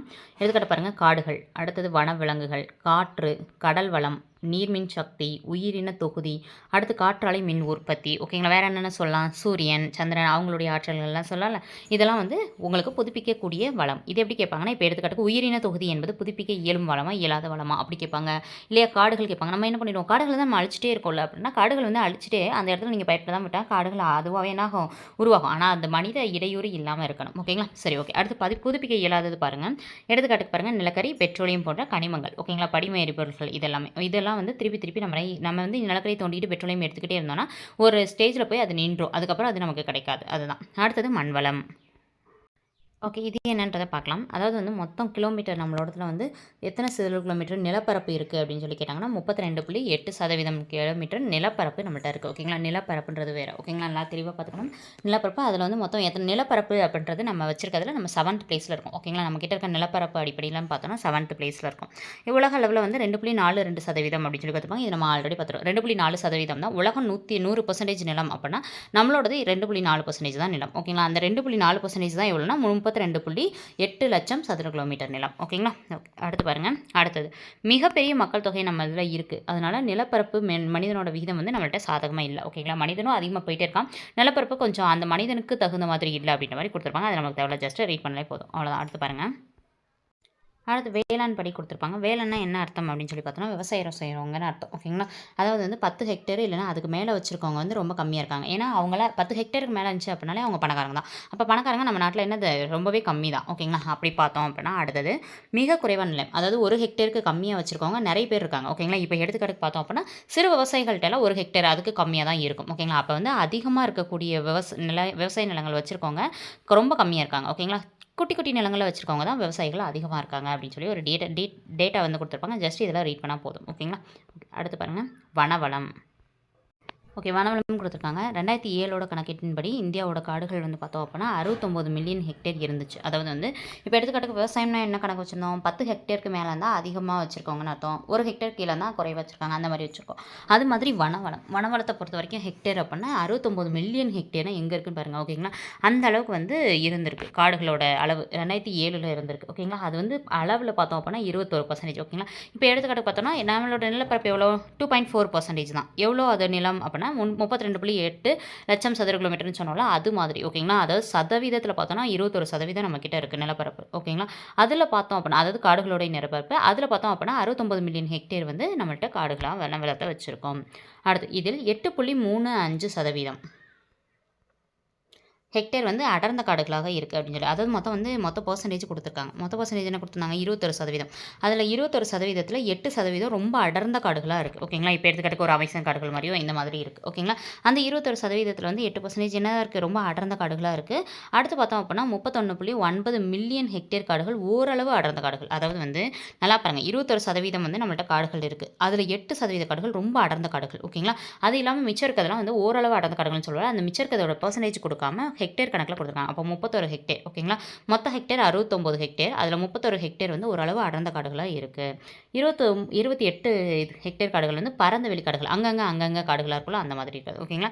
டேட்டா வந்து ரொம்ப முக்கியம். ஓகேங்களா? கொஞ்சம் அதாவது மனப்பாடம் பண்ண சொல்லலை, ஜஸ்ட் ஒன் டைம் ரீட் பண்ண சொல்கிறேன். ரீட் பண்ணிங்கன்னா ஆப்ஷன் பார்க்கும்போது கண்டிப்பாக கேஸ் வரும். எப்படி மேம் வரும் அப்படின்னா கண்டிப்பாக வரும். ஓகேங்களா? ஏன்னா மற்ற ஆப்ஷன்ஸ் பார்க்கும்போது உங்களுக்கு இது எங்கேயும் பார்த்த மாதிரில இது இருக்கும் அப்படின்னு சொல்லி ஜஸ்ட் கெஸ் பண்ணி அடிச்சுடுவீங்க. அது கரெக்டாக இருக்கும். ஓகேங்களா? ஆனால் அதுக்கு ஒரு டைம் ஆச்சு புக்கில் இருக்காது ரீட் பண்ணிட்டு போயிருக்கணும். ஓகே. பார்க்கலாமா? இப்போ நல்லா பாருங்கள். வனவளம் திருப்பி சொல்லிடுறேன். 2007 நம்மக்கிட்ட இருக்கக்கூடிய ஹெக்டேரோட அளவு 69. ஓகேங்களா? 69 மில்லியன் ஹெக்டேர். அந்த 69 மில்லியன் ஹெக்டேரில் பார்த்தோம் அப்படின்னா 8 மில்லியன் ஹெக்டேர் வந்து அடர்ந்த காடு. 31 ஹெக்டேர் பார்த்தோம் அப்படின்னா ஓரளவுக்கான காடு. ஓகேங்களா? அதில் 28 ஹெக்டேர் பார்த்தோம் அப்படின்னா பரந்த வெளிக்காடு. ஓகேங்களா? ஓகே. மொத்தம் அந்த நிலப்பரப்புலன்னு பார்த்தோன்னா அது 21%. ஓகே. நெக்ஸ்ட் பாருங்கள். முக்கியமான கனிம வளங்கள். முக்கியமான கனிம வளங்களும் கொடுத்துருப்பாங்க. இதுலேயும் என்ன பண்ணியிருப்பாங்க அப்படின்னா நிறைய கொடுத்துருப்பாங்க. இரும்பு தாதை பற்றி கொடுத்துருப்பாங்க. வேறு என்ன நிலக்கரி, பழுப்பு நிலக்கரி, அப்புறம் அலுமினியம், மைக்கா, சுத்திகரிக்கப்படாத எண்ணெய், தங்கம், அப்புறம் வேறு என்ன கொடுத்துருக்காங்க வைரம். ஓகேங்களா? இதெல்லாம் வந்து பற்றி கொடுத்துருக்காங்க. ஓகேங்களா? இதெல்லாம் வந்து என்ன பண்ணலாம் அப்படின்னா நம்ம நெக்ஸ்ட் பார்ட்டில் பார்க்கலாம். அதாவது முக்கியமான கனிம வளங்கள் அப்படின்னு சொல்லிட்டு டாபிக் கொடுத்துருக்காங்களே இந்த முக்கியமான கனிம வளங்கள்லேருந்து நம்ம என்ன பண்ணலாம் அப்படின்னா நெக்ஸ்ட் டாப்பிக்கில் பார்க்கலாம். இதுக்கு முன்னாடி இருக்கிறது வரைக்கும் இந்த டாப்பிக்கில் ஓவர் பண்ணியிருக்கோம். ஓகேங்களா? ஓகே. டோட்டலாக வந்து ஓவராலாக உங்களுக்கு இப்போ இந்த லெசன் இப்படி தான் படிக்கணும்னு ஐடியா கிடச்சிருக்கும். ஓகேங்களா? அதாவது இப்போ சிறுபிளவு ஆண்டுனா எது, பெரும்பிளவு ஆண்டுனா எது, மக்கள் தொகை வெடிப்பு ஆண்டுனா எது, ஓகேங்களா? மக்கள் தொகை அடர்த்தியில் எது அதிகமாக இருக்குது, ஓகேங்களா? பிறப்பு விகிதம்னா என்ன, இறப்பு விகிதம்னா என்ன, ஓகேங்களா? அதுக்குரிய ஃபார்ம்லாம் என்ன, அந்த மாதிரிலாம் உங்களுக்கு ஜஸ்ட் ஒரு சின்ன ஐடியா கிடச்சிருக்கும். ஓகேங்களா? ஓகே. இப்போ நடத்துனதுலேருந்து உங்களுக்கான ஒரு 5 கொஸ்டின்ஸ் கேட்குறேன். உங்களுக்கு என்ன தெரியுதோ அதை கீழே கமெண்ட் பாக்ஸில் கமெண்ட் பண்ணுங்கள். ஓகேங்களா? முதல் கேள்வி என்ன அப்படின்னா மக்கள் தொகை வெடிப்பு ஆண்டு எது? ஓகேங்களா? முதல் கேள்வி மக்கள் தொகை வெடிப்பு ஆண்டு எது? இரண்டாவது கேள்வி மக்கள் தொகை அடர்த்தி வந்து எங்கே அதிகமாக இருக்குது? இரண்டாவது கேள்வி மக்கள் தொகை அடர்த்தி வந்து எங்கே அதிகமாக இருக்குது அப்படின்னு சொல்லி சொல்லுங்கள். அடுத்தது 3வது கேள்வி. ஓகேங்களா, இதெல்லாம் எதுக்கு அப்படின்னா ஜஸ்ட் உங்களுக்கு ஞாபகம் இருக்கான்னு பார்க்கறதுக்கு தான். ஓகேங்களா, ஜஸ்ட் கெஸ் பண்ணி பாருங்கள், தெரியலனாலும் தப்பு இல்லை. ஓகேங்களா. ஓகே, அடுத்தது பார்த்தோம் அப்படின்னா ஜிடிபி. ஓகேங்களா, ஜிடிபி வந்து 2011 ஜிடிபி நம்ம புக்கில் கொடுத்துருப்பாங்க. இப்போ ஜிடிபியில் நம்மளோட பிளேஸ் என்னன்னு சொன்னேன். ஓகேங்களா, அது எத்தனாவது இடத்துல இருக்குது. ஓகேங்களா, இப்போ ஏன்னா அப்போ வந்து 7வது பிளேஸில் இருந்துச்சுன்னு சொன்னேன். இப்போ வந்து நம்மளோட ஜிடிபி எத்தனாவது நிலையில் இருக்குது. ஓகேங்களா, எத்தனாவது பிளேஸ். ஓகேங்களா அப்படின்னு சொல்லி சொல்லுங்கள். அடுத்தது இது 3வது கேள்வி. ஓகேங்களா, அடுத்தது 4வது கேள்வி. 4வது கேள்வி என்ன அப்படின்னு சொல்லி பார்த்தோன்னா, குறைந்த பிறப்பு விகிதம் கொண்டது எது. குறைந்த பிறப்பு விகிதம் கொண்ட மாநிலம் வந்து எது இந்தியாவில். ஓகேங்களா அப்படின்னு சொல்லி சொல்லுங்கள். அடுத்தது 5வது கேள்வி. இதெல்லாம் வந்து எதுக்கு அப்படின்னா ஜஸ்ட் ரீகால் பண்ணுறதுக்கு தான் மட்டும்தான். ஓகேங்களா, தெரிலனா நீங்கள் யோசிக்க வேணாம். மக்கள் தொகையை அடர்த்தி கண்டுபிடிக்கணும்னா அதுக்கான ஃபார்முலா என்ன. மக்கள் தொகையை அடர்த்தி கண்டுபிடிக்கணும்னா அதுக்கான ஃபார்முலா என்ன. ஓகேங்களா, மக்கள் தொகை அடர்த்தினா மக்கள் தொகை அது இல்லாமல் வேறு என்ன போடுவோம். ஓகேங்களா, அதுதான் ஃபார்முலா என்னன்னு சொல்லி கேட்டிருக்கேன். அடுத்தது 6வது கேள்வி. 6வது கேள்வி என்ன அப்படின்னா, எத்தனை பேருக்கு வந்து இப்போ பிறப்பு விகிதம் கண்டுபிடிக்கணும்னா எத்தனை பேருக்கு வச்சு நான் கண்டுபிடிப்பேன். ஓகேங்களா, இப்போ ஒரு எடுத்துக்காட்டுக்கு வந்து ஆப்ஷன் சொல்கிறேன். 10,000 பேரில் கண்டுபிடிப்போமா, 1000 பேரில் கண்டுபிடிப்போமா, 100 பேரில் கண்டுபிடிப்போமா. இது 6வது கேள்வி. ஓகேங்களா, 6 கொஸ்டினுக்குரிய ஆன்சர் என்ன அப்படின்றத கீழே கமெண்ட் பாக்ஸில் கமெண்ட் பண்ணிட்டு இதை பற்றின உங்களோட கருத்துக்களை கீழே கமெண்ட் பாக்ஸில் கமெண்ட் பண்ணுங்கள். இந்த லெசன் வந்து ப்ரீவியஸ் இயர் கொஸ்டின் பேப்பர் எக்கனாமிக்ஸில் கேட்டிருக்காங்க. நான் வந்து இந்த லெசனில் இருக்கக்கூடிய வீடியோஸை நீங்கள் பார்த்து முடியும். நம்மளோட டெலகிராம் சேனலில் அதை பற்றி உங்களுக்கு டிஸ்கஸ் பண்ணலாம். ஓகேங்களா, தேங்க்யூ.